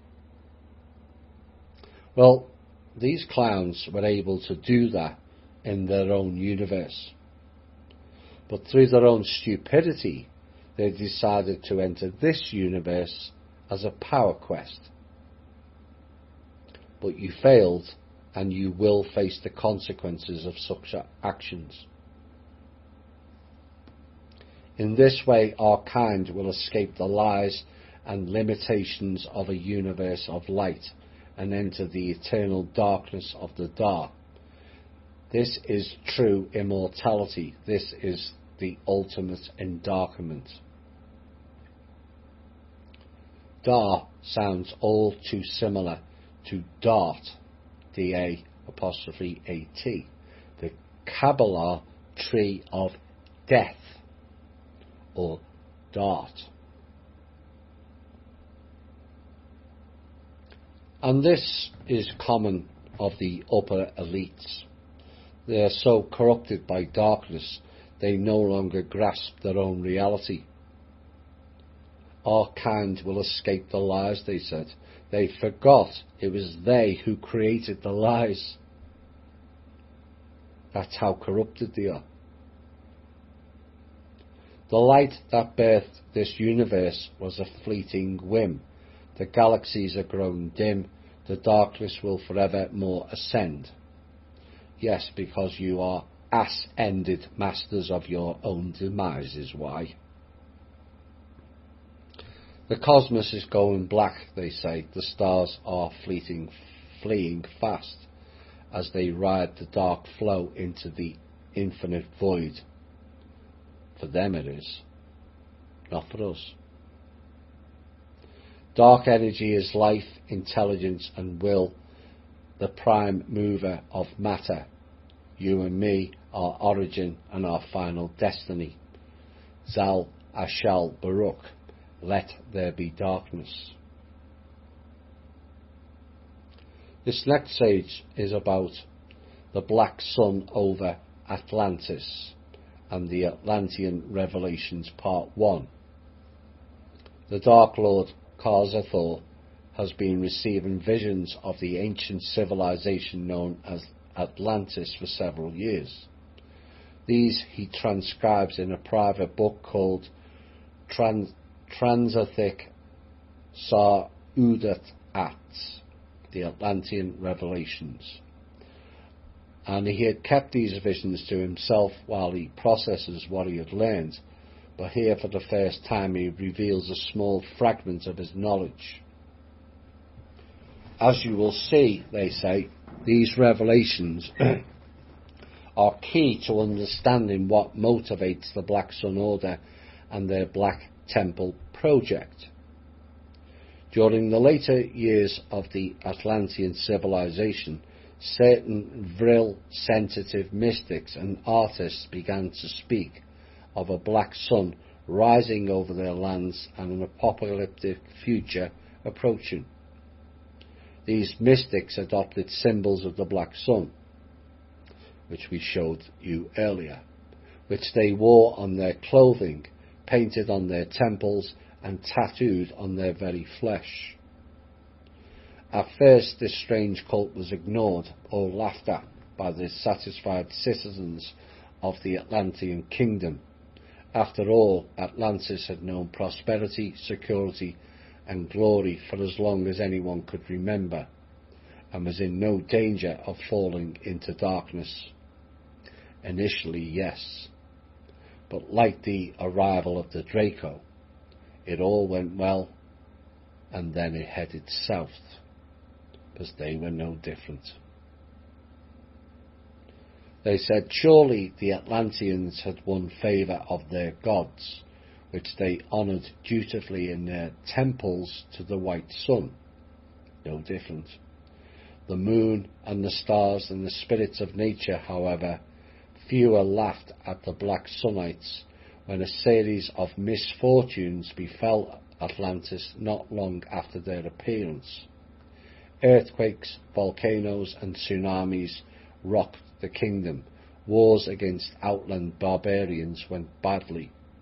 Those barbarians were actually the Rus, I might add. Sea raiders harassed coastal towns with impunity. Distrust, fear and hatred began to divide the people, and once noble leaders grew greedy and corrupt. Yes, by the same dark forces. It seemed that a black sun had indeed risen over the lands of the white sun, and a golden age of civilization was drawing to a close amidst this chaos and unrest. The Black Sun cult began to rapidly gain influence, and its sinister black temples began to appear, first in remote regions, then in the cities as conditions grew more dire and the cult became more brazen. The cult soon developed into a powerful religious order known as Borzum Gazul, in the ancient Atlantean dialect of Borgal, which is the same tongue as the Black Sun Order, and this led to a great schism in Atlantean civilization, as the old dominant religion of white sun worship was now challenged by an insurgent, apocalyptic sect of those who were said to walk under the black sun. The two opposing sects thenceforth became known as the Malzum-Ors, White Sunites, and Borzum-Ors, Black Sunites, respectively. Eventually, the entire population of Atlantis would be split by this great religious divide, the White Atlanteans being those who favoured the older White Sun religion with its creed of peace, progress and benevolent cosmos that shone down its favours upon the people of Atlantis like the rays of the sun. The Black Atlanteans being those who sided with the newer Black Sun sect with its creed of conflict, conquest and a hostile cosmos, would destroy Atlantis and all things in the fires of the Black Sun. The White Atlanteans were guided by the Malzum Gazul White Sun Order, the priesthood, who practiced what we would call today white magic, while the Black Atlanteans were guided by the Borzum Gazul, the Black Sun Order, who practiced black magic. Borzum Gazul's power was centred in their black temples, which took many forms but were noted for their twin black obelisks. Joachim and Boaz, inscribed with the letters of the Hazad script and their black altars, which altars means sacrifice, upon which black Templars made sacrificial offerings to their black sun. At the peak of its power, the order built vast pyramid black stone temples, upon which their black-robed priests conducted sacrificial rites during eclipses and exhorted their congregations to success in battle. As a side note and something to ponder on, pyramidal blackstone temples. Now we are told the original Giza pyramids had a white stone. What if it wasn't and it was black? Given those three pyramids are energy harvesting machines. Something to ponder on. For the order was now by now firing up their followers' imaginations with visions of imperial greatness and preparing them spiritually for great wars to come. There's nothing spiritual about wars. The order's shadow-ruling shadow council knew by then that war was necessary. The order was now firing up their followers' imaginations with visions of imperial greatness, they said. There is the seducement program again. We are going to be above everyone else. The chosen ones springs to mind. Same people, same problem, same order. First to crush the white Sunnites in the homeland and consolidate their theocratic power, then to expand the Atlantean kingdom across the seas and establish a greater Black Sun empire. The key to it all, they said, would be evoking a great Vril storm, a nexus of Black Sun energy centered in the Black Temples, which would sweep away the old order and inspire the Atlanteans to untold heights of glory. Maybe those pyramids were the Black Temples. Thus sets the stage for an apocalyptic showdown between the white Atlantean and black Atlantean factions, which would decide the fate of the greatest civilization of the antediluvian world and echo down through the ages to our own time.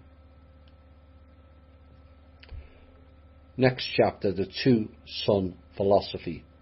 The Dark Lords of the Order of the Black Sun hold to a world view they call Vorzim Zovrad, two-sun philosophy. And according to this philosophy, there are two primary metaphysical suns, the black sun Borzum and the white sun Malzum, which influence the human will and guide our destinies. Now the black sun is the source of Bor Vril, the dark energy, that compels men to conquer, fear, hate, destroy, die, follow dark gods and celebrate the darker aspects of existence. The white sun is the source of Mal Vril, the light spoken of in many religions, associated with love, life, healing, peace, benevolent gods, and the sunny side of life. While the Dark Lords believe in the existence of both suns, they consider the black sun to be dominant in this verse, as shown by the fact that the stars evolve into black holes, all life dies, everything crumbles into dust, and the entire universe is going dark. No, that is the inorganic dark destroyer doing that, not natural creation. And since Bor Vril is stronger than Mal Vril in this life, They have chosen to cultivate it more than the weaker white sun energy, and this is what makes them dark lords and not light lords. That is more illusion. Like white or light and dark magic, they are the same. Dark and light lords also. Two sides of the same coin. And for further evidence of that, it is interesting that they called the white sun Malvril, spoken of in religions. So having already established religions were all created by the dark forces, all of them, which is a pointer to further corruption, they then used the term mal, which is a negative and means bad. Like I said, it is the illusion, and it's two sides of the same coin. Now the Dark Lords also speak of the two temples associated with the two suns, the Black Sun Temple and the White Sun Temple. And these are not physical temples but abstract metaphysical places. The Black Lodge and the White Lodge, which brings in Freemasons. And there is no difference there either. Black and White Lodge are the same coin again. It's just the illusion. And these were spoken of in theosophical and occult circles where the followers of the two suns are said to congregate. So they mix together because they're one and the same. It's just an illusion that white is light. White magic is great and dark magic isn't. No, they're both bad. All magic comes at a cost. All of it.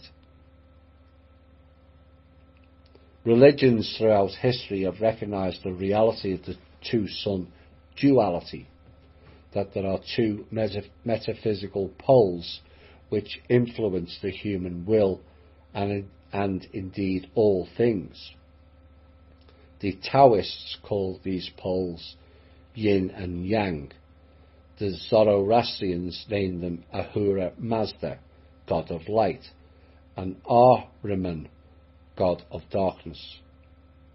But what this is describing is Rahu and Ketu. But both of them are dark.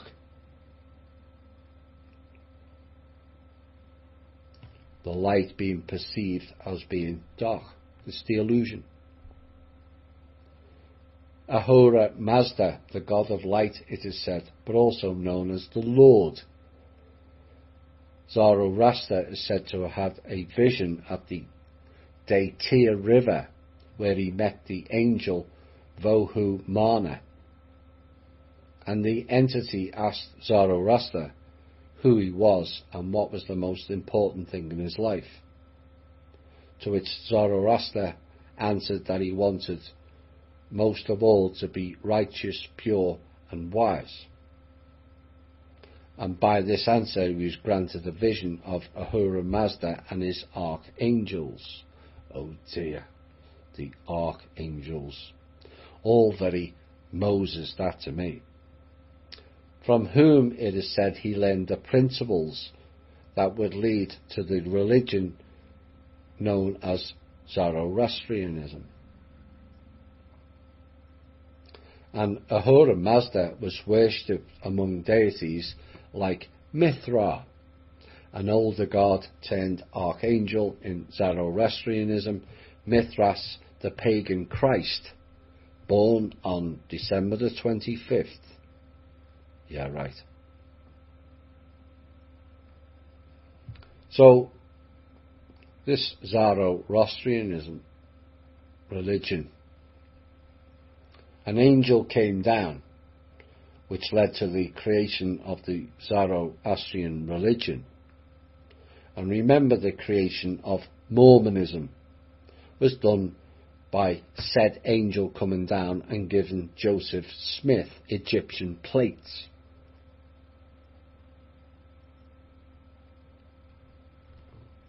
It's the same thing. It's the same story. Thousands of years apart. But religion is the only practice on this planet that can do or say the most bizarre conspiracy theories ever, and have only the few to question the insanity of it all.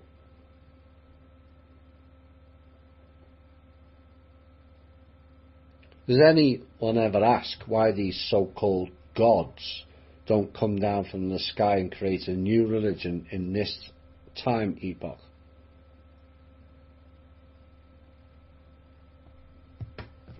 I wonder why. And no, these gods are not coming down to save us either. None of them. Now, the Manichaeans spoke of the world as a battleground of light and darkness, and the Christians called them God and the devil. One and the same. Gnostics and Luciferians speak of the light bringer, the enemy of the dark demiurge who rules this world. The fictional Jedi and Sith have their light side and dark side of the Force, and so on.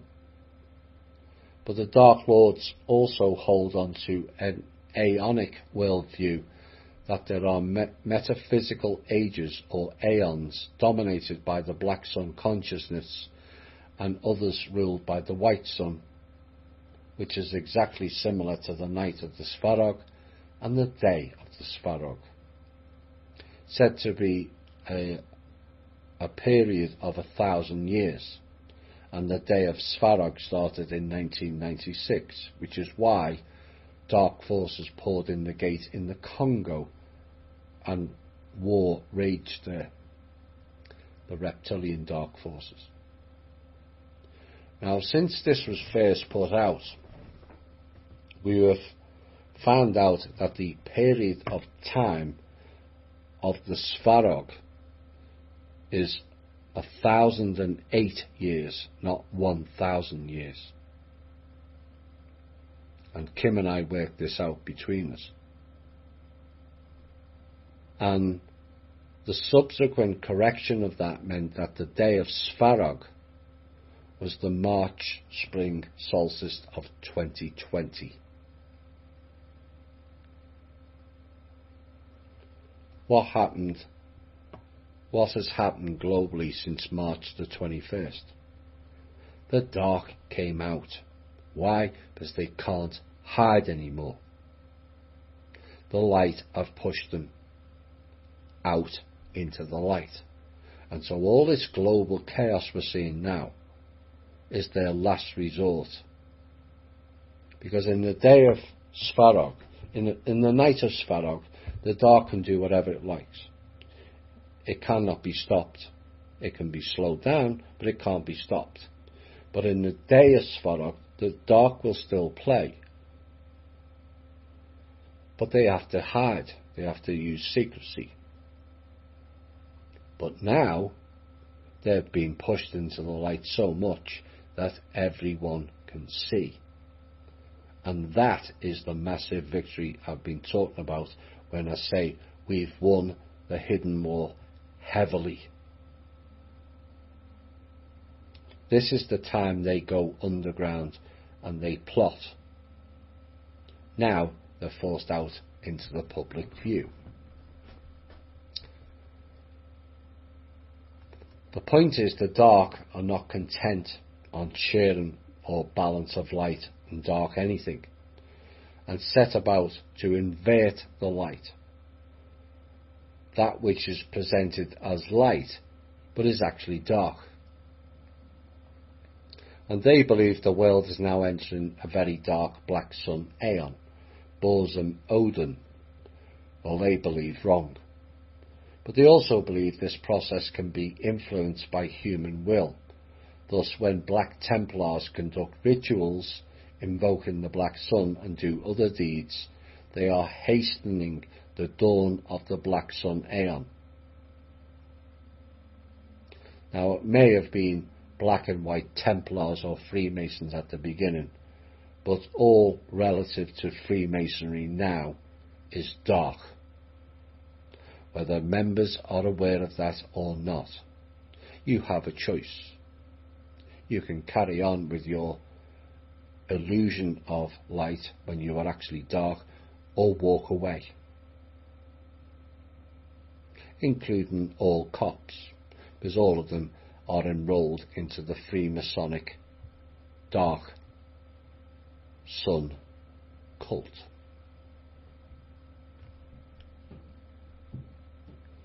It should be noted that the Dark Lords favour the boar vril of the Black Sun. They do not deny the power of the mal vril of the White Sun. They simply see the White Sun as a weaker, fleeting emanation within all-encompassing primordial darkness. But if it was so weaker as they suggest, why do and have they attacked it so often? Invert it, cheat, deceive and lie. Why would you do that to a supposed weaker opponent? And the answer is, the light is not weaker, but stronger. The path of the light is a more stronger and arduous path. Anyone can be dark. It is the easy path, the left-hand path, where the light shines at the top, but it's the false light.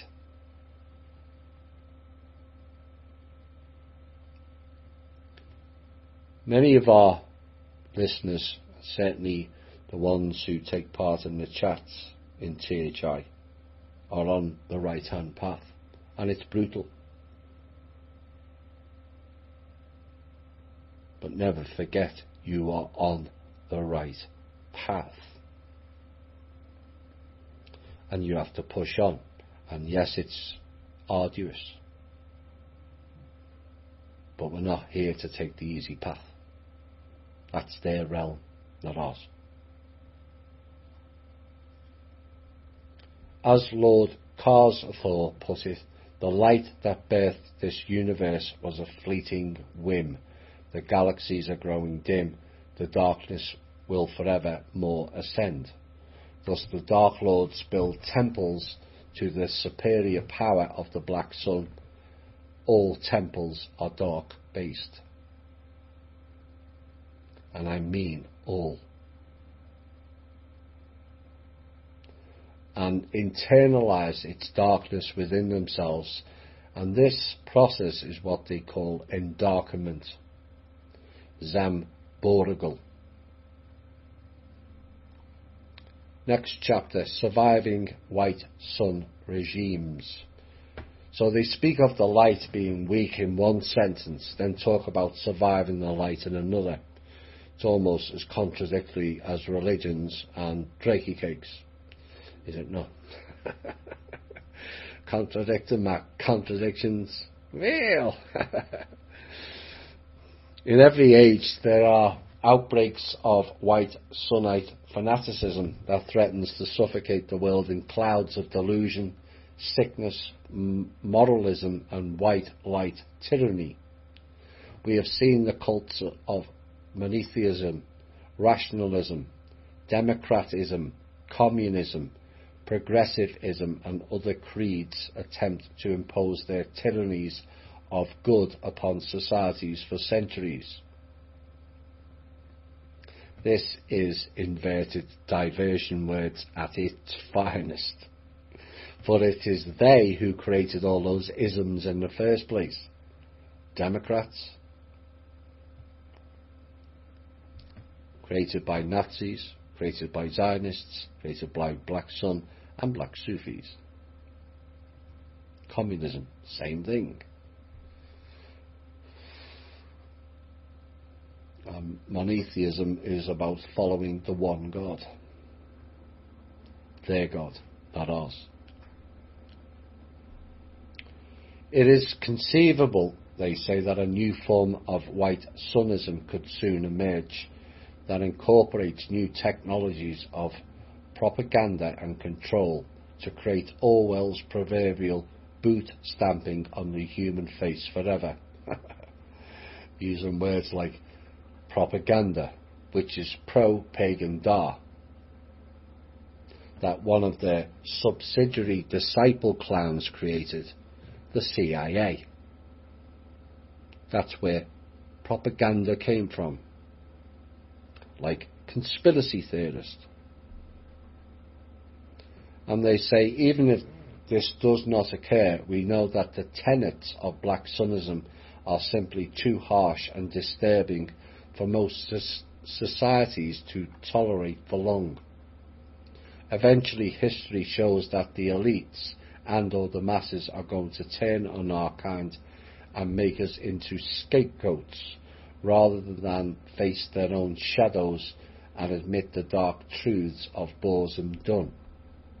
There they go again, using their own created hidden meaning words like scapegoat, which scapegoat is a Hebrew ritual sacrifice term. Oops. So what is the Order's strategy to survive under white Sunnite regimes, subvert their control systems and thwart their priesthoods? Yet again, priesthoods are their own people. The Cohens or Khans both means the priest class. And they say here are several stratagems we will employ. Black agents. The Order maintains a network of informants, operatives and recruiters who are non-initiates, but are sympathisers with our cause. These are the black agents or Bor-Faz-Ath. Under white Sunnite regimes, they can reduce our risk of exposure and extend our reach by acting as extra eyes, ears and hands of the Order without being directly connected to us. Is this not how the CIA works today? A plethora of subsidiary organisations that appears to not be connected to Langley and yet are, like Robert David Steele and his OSS group, Go Ogle, Silicon Valley, Palo Alto and the NSA are all linked back to Langley. A black agent may act as a courier, transmitting messages between black Sunnites when direct communication is too risky. He might keep an eye out for hostile parties, tip us off to potential recruits, acquire necessary materials, spread rumours, create diversions, etc. He may do this work voluntarily or as a paid mercenary, as the case may be. One of the important skills of the black Sunnite adept is the ability to recruit black agents wherever one goes, in such a way that one reveals little about one's own involvement with the Order. The black Sunnite must learn to recognise individuals who are shadow-minded, disgruntled, corruptible, or otherwise inclined to Borzumic ways. He may appeal to whatever meme or ideology is most appropriate to the situation. For example, if the target shows signs of being an occultist, present yourself as a learned black magician. If he's inclined to criminality, adopt the persona of a powerful gangster. If he is politically extreme, make it known that you represent a radical political faction. Here again, the skills of persuasion and manipulation, along with espionage and security, are vital to the Black Sun initiate and are taught from the outset. So again, having presented themselves as stronger and we are weak, they sneak around us using stealth tactics and subversion, with secret handshakes and code words. Why would you go to those lengths if you are the supposed stronger group? Well, clearly you are not. because only the weak wish to control others, basically out of fear. Fear, as the dark know all too well, is a weakness to be played on. And if they are as strong as they say, why do they have a whole manifesto of how to disempower, corrupt or destroy people, as this next section shows? The New Age people will not like this section. We'll be back after the music break. Woe to you, O earth and sea, for the devil sends the beast with wrath, because he knows the time is short. Let him who hath understanding reckon the number of the beast, for it is a human number. Its number is 666. Right. Before we go into this next section, given some of the names that come out, and some people have mentioned cars and the names of them, but Nissan, Datsun, Mazda and Honda are all names that go back to the Black Sun. All of them. This next section lays out their path to inner destruction, and it mirrors a lot of what I've said in previous shows, including some items that people didn't believe what I was saying. As the saying goes, oops. The path of inner destruction. Psychologically, the Black Sun path is largely a process of cutting away the conditioning and pro-pagan da that accumulate in the minds of every civilized person from birth, of deconstructing the disempowering memes that are being implanted in your mind by a culture that has a different agenda from our own, of immunizing yourself against the lies of the white Sunnite society that would enslave your will and reduce you to a sleeper and a slave. There is their inverted words again, sleeper and slave. They're saying the white Sunnite creates that. Well, it's actually both. And we call this process the path of inner destruction. And here are the 6 tools the Dark Lords have found most useful on their own paths of inner destruction and made central to the Black Sunnite praxis. Now, before I go into this, because there's some may be questioning at this point, well, if there's no black, if the black and white Sunnite are two sides of the same coin, where do we go? Well, you're forgetting that's the duality.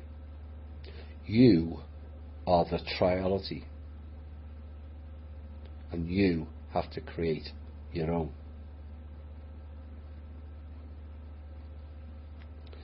So the first thing that of the path to inner destruction and the tools of the Dark Lords and Forces is called void meditation. Da Tazar is the meditation practice used by Black Sunnites to awaken Black Sun perception and the shadow mind. It is similar to the Zen Buddhist practice of Zazen, which is said to be the technique that led to the Buddha's awakening, thus proving the Buddha practice went dark. Oops again. In Da Tazar, one simply quiets the mind and follows the breath in an effort to experience pure void awareness. Thoughts and perceptions are allowed to come and go without dwelling upon them. Attention is always returned inwards to the breath. Not quite. In our praxis, Praxis, not practice, we may perform this meditation in the classic seated lotus, half lotus or cross-legged position. like the snake. Oh dear. Or it may be done by walking, running, performing martial arts, or any other simple activity.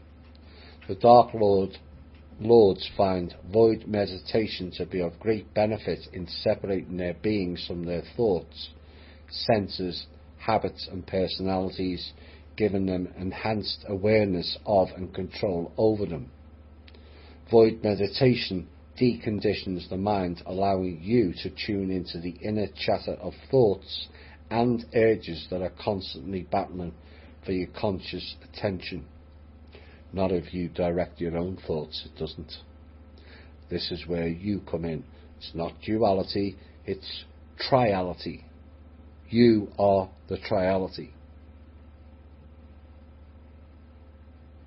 Republican or Democrat. How about neither? We'll have more examples of that later.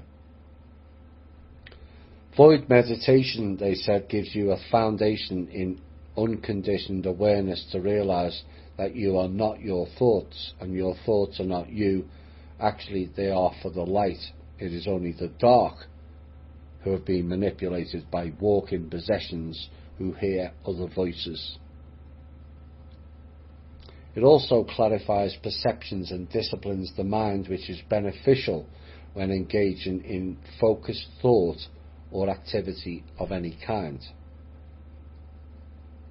They said at a metaphysical level, void meditation can peel away the illusory and fleeting perceptions of the white sunlit material world, revealing the fact that one is immersed in the deeper void of the Da, the primordial black sun.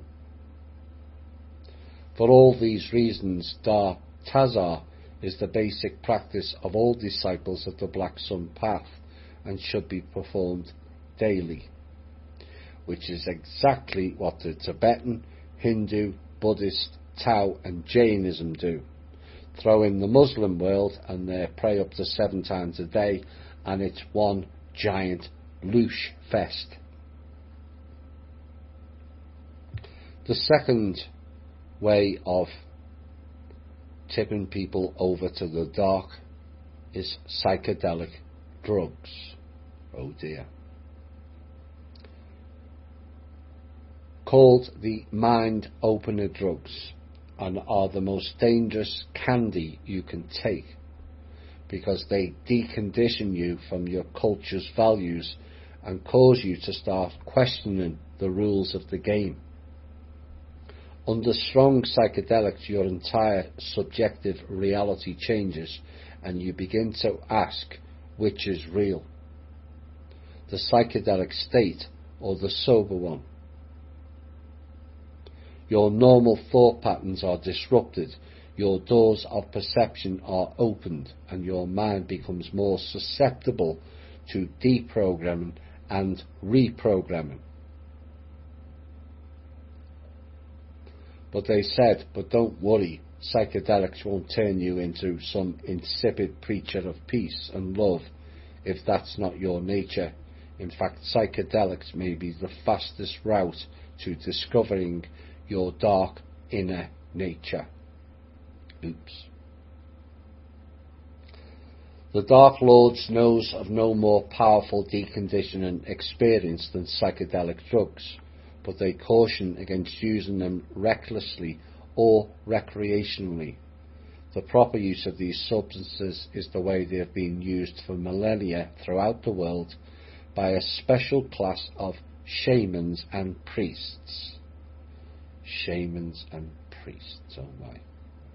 Who take them under the guidance of masters as a means of initiation and mystical awakening to the mysteries of existence, which lie beyond the bounds of culture-bound reality. And there you have it.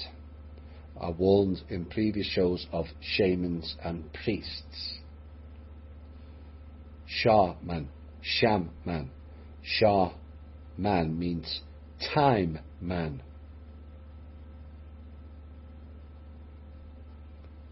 Giving out dark enhancing drugs. Oh dear. And that was something else that was stated in our show, and some didn't like to hear it. Well, there is your evidence from the horse's mouth, as it were. They said, this is how we use them in our order. Disciples on the path to Dark Lordship may be expected to take psychedelics during special rituals as part of their initiation into the mysteries of the Black Sun and the Dark Universe. Still want to light up that spliff? Be my guest. I'm not here to stop you. But be aware of the consequences of it.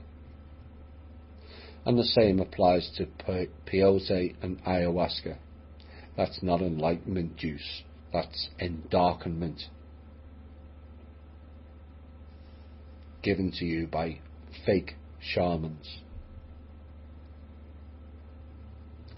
The third stage is nature immersion, a straightforward method of deconstructing your cultural programming and experiencing the raw power of the dark Tao is to step out of the world of human culture and immerse yourself in nature. In Borgal, this practice is called Zuma Gayadozat, nature immersion. Backpacking trips into the mountains are favoured by the Dark Lords, but longer stays are even more powerful if you have the necessary survival skills. Yes, the mountains where the dark reside in the underworld is why. That's why they tell you to get out into nature. Their nature, not ours. It's said in nature one becomes attuned to natural rhythms and energies which are difficult to convey to those who spend their entire lives in an artificial world of culture, jobs, laws, technology and mass media. When you find the domesticated ways of white sunlight civilization sapping your power or deranging your mind, there is no better way to revitalize yourself than step into the wilderness and tap into the raw vril of billions of untamed beings engaged in the struggle for life and death. And perhaps with this piece it confirms my warnings surrounding grounding, you decide. This goes back to a show I did in February of 2018 where I asked, is Mother Earth corrupted? And it raised some ire. But this is what they're telling you it already is. Tap into the raw thrill of billions of untamed beings engaged in the struggle for life and death. They corrupted everything. And this is why when you are grounding, and we've changed the original, you must ground in balance. Otherwise you're grounding yourself out of balance. But before you ground, you must clear where you stand and get rid of the vril, life and death, dark energies. You can then set the intention, which some people forget they have, is wherever you walk, you are clearing the ground. Now, if we had a load of people doing that, there would be no need or need to clear the ground, would it not? It's all about setting the intention, you see. And then the subconscious will do it automatically because you have set the intention. So when people ask me, what can I do? There's one example. Use your own imagination for the rest of it. It must come from you, not me. Now, also to corrupt the ground, they had in some cases vril machines corrupting the soil from below. A number of them were also removed. The fourth stage is memetics, and is the science of infectious ideas, symbols and behaviours called memes. When you plant a mind virus or thought bomb in someone's head that drives them mad or alters their behaviour, you are practicing memetics. Oh dear, the bloody cat memes again that are everywhere. You can't deny it. But one must also consider and question what the alt media entity known as Q says, who asks for memes, does he not? Or it. Which leads me to state one can never just blindly follow or trust the plan when no one knows what that plan is. And having seen several examples in this show alone, one has to ask the question, is this another of their two sides of the same coin game? Every Dark Lord is a memomancer who uses memes to transform himself, other people and entire societies. That's why they use the cat meme everywhere.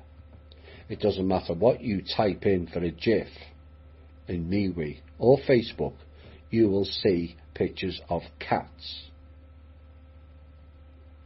It's a mind virus program, and this is what I've been warning of.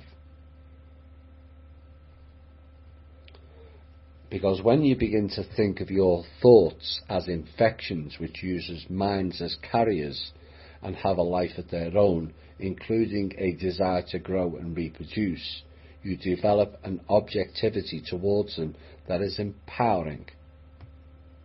Combined with other tools of inner destruction discussed here, memetics becomes a tool for re-engineering your entire personality and also the personality of others. And one must note that memetics includes much of what is traditionally called magic, spelt with a CK, or sorcery, which are mostly techniques of psychological manipulation via memes. And perhaps now some people will understand why my favourite MeWe GIF will become a bit more popular after that piece. The next stage is called logic. Logic consists of the laws of thought. In Borgal we call it Kerzat Kum, thought law. Black Sunnites may be driven by irrationality, intuition, passion, or a type of faith, but we must also acknowledge the tremendous power of logical thought. When you must think consciously, you should use logic to avoid false conclusions, make good decisions and think clearly. There is an expression, that which can be destroyed by the truth should be, and logic is the most powerful tool for destroying untruths. And this is a common technique used by all alt media agency-based personalities. They use a portion of the truth and then surround it with bullshittery, using logic and mind-melding tactics. The blade of logic cuts through much of the cruft of subjective existence, it is said, and gets one closer to the dark truths about nature of reality that no Borsmuck being can afford to deny. But logic is based on assumption.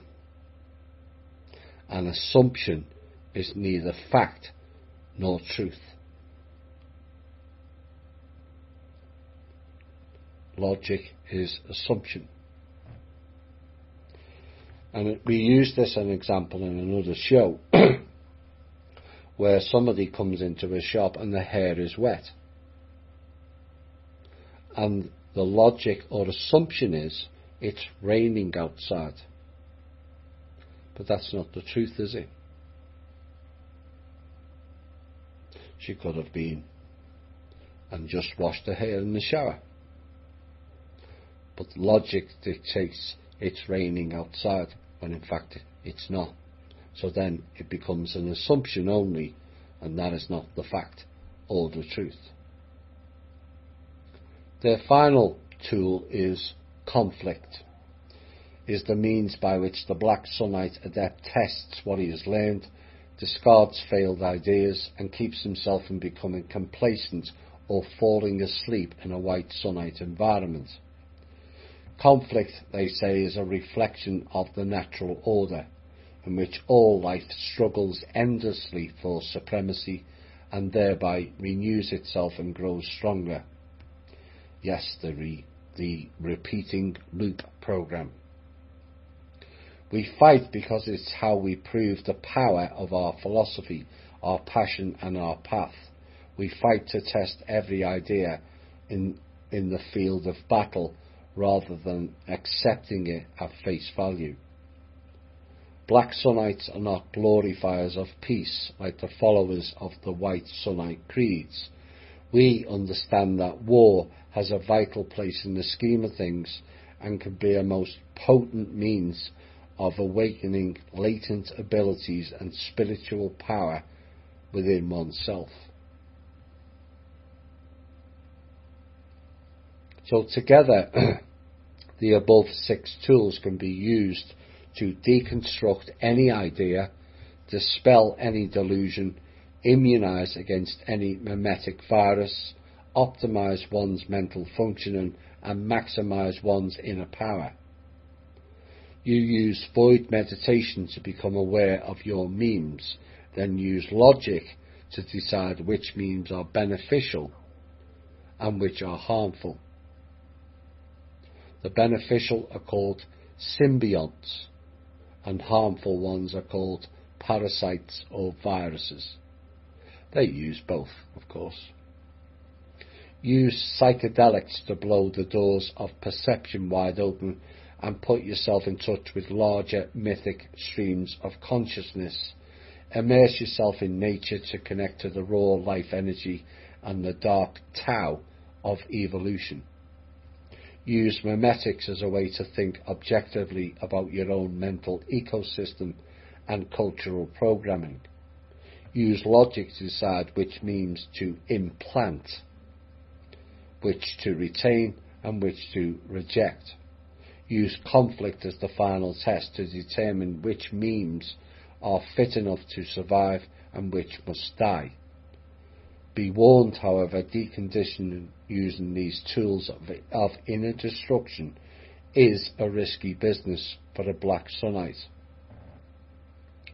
One not only takes risks of one's sanity, but one may begin to find conditioned existence within White Sunite society difficult to bear and start looking for a way out. This can mean becoming a hermit, a radical, a madman or a suicide, or some combination of these. But it can also mean becoming a prophet, a visionary, a man of power, and an awakened being. So for Black Sunite would-be Dark Lords, the risks are necessary. The choice you have whether or not to take these red pills and see how deep the rabbit hole goes, or take the blue pill of conditioned existence and go back to sleep, is, of course, yours. And there they go again with inverted words and programs again of conflict and illusion of choice, blue or red pill. The red pill is LSD. Oops. And we have a whole genre and the alt media saying we're going to be red pilled. That's LSD. That is the path of psychedelics and is the path to darkness. and LSD is the drug of choice for the MK Ultra program, where they're programming you. Are you connecting the dots now? And the answer to the question of red or blue pill is neither, because that is your choice, not the selections they gave you, which is two sides of the same coin. From duality to triality, which is your choice. Preservation. The first task of the Order under a White Sunnite regime is to ensure its continuity. This means continuing to recruit initiates, train acolytes and appoint Black Knights, Shadow Lords and Black Emperors. It means the Shadow Council will continue to meet and make decrees, even if there are only a few members in a given era. It means adding to the Order's lore and passing it down next in the chain of transmission. It means teaching initiates the Black Tongue and speaking it amongst ourselves. For those who are new to THI, for those that don't know, the Order they speak of those who are in the wheel, within the wheel, within the wheel, within the wheel of the control system document. Their numbers are now nil.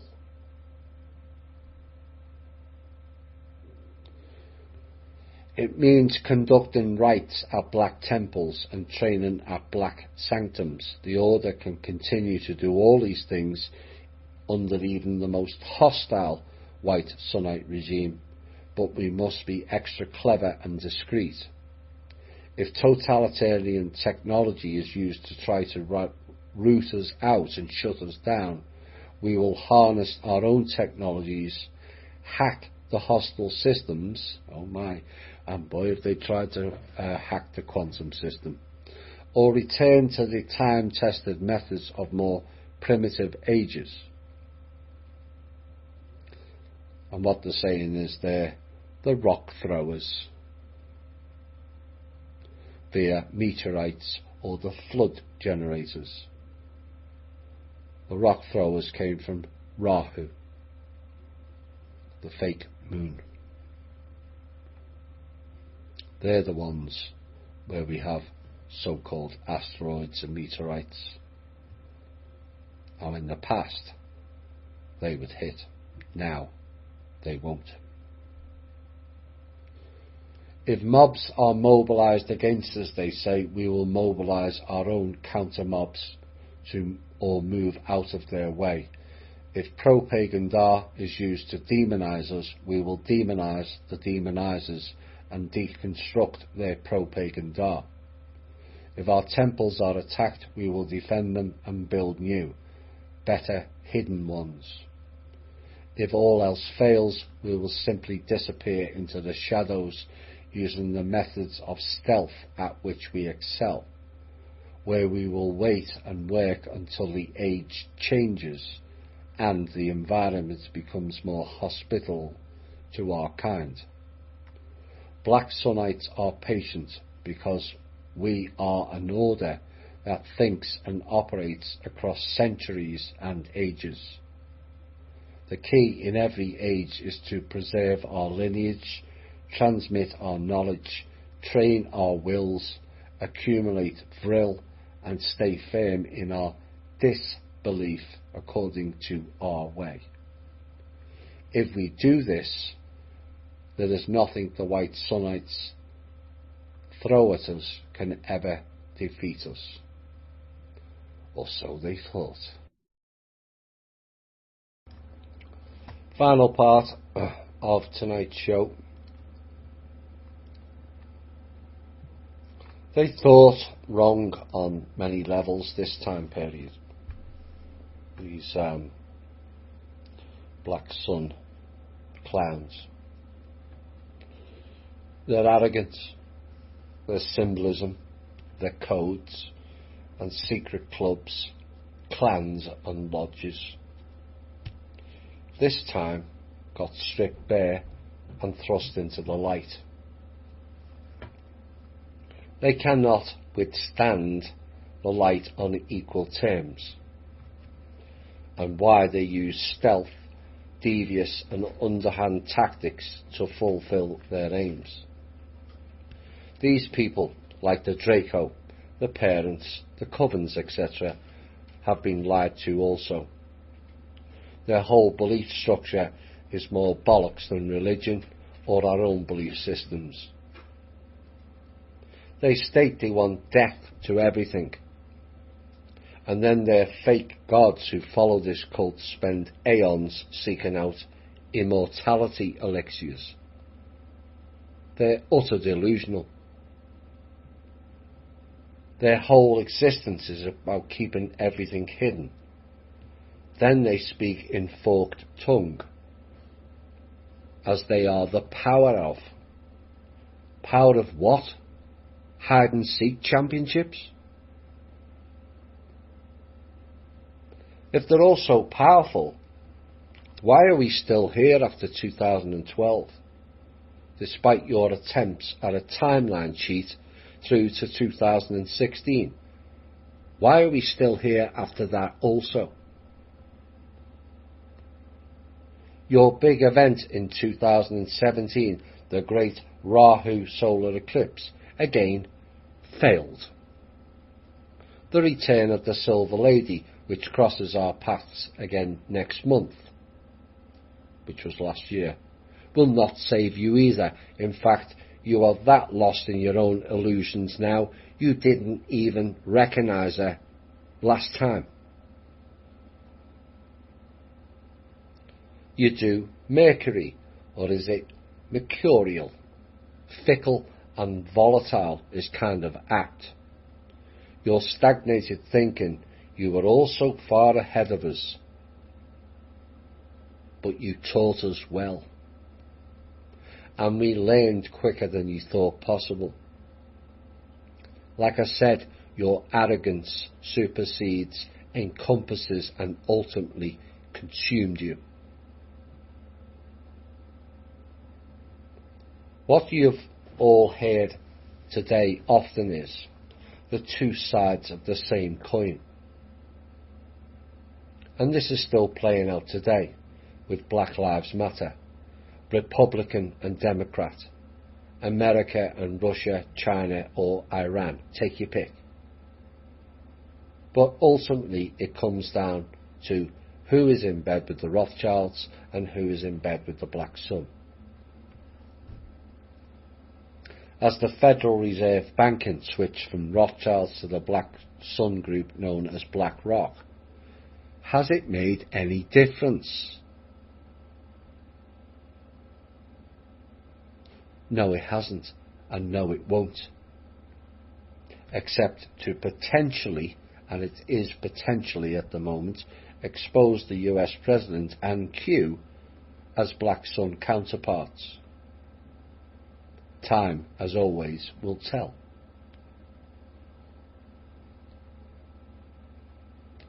Your dark cult that infected and inverted everything was signified in your hidden agenda song in the lyrics. Black hole sun, won't you come and wash away the rain? No, we came and washed away your reign, spelt R-E-I-G-N.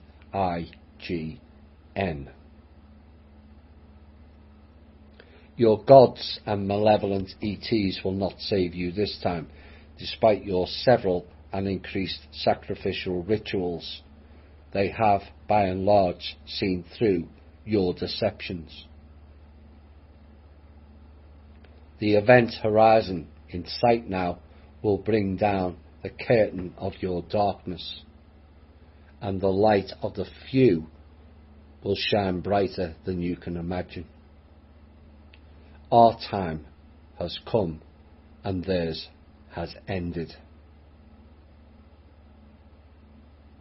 The winds of change are blowing through their valleys of the shadows of death. We will fear no evil. We will conquer evil, for you are with me. Your support and your courage, they comfort me and us. This is the Truth, Honour and Integrity Show. My name's Thomas Williams. Bye for now.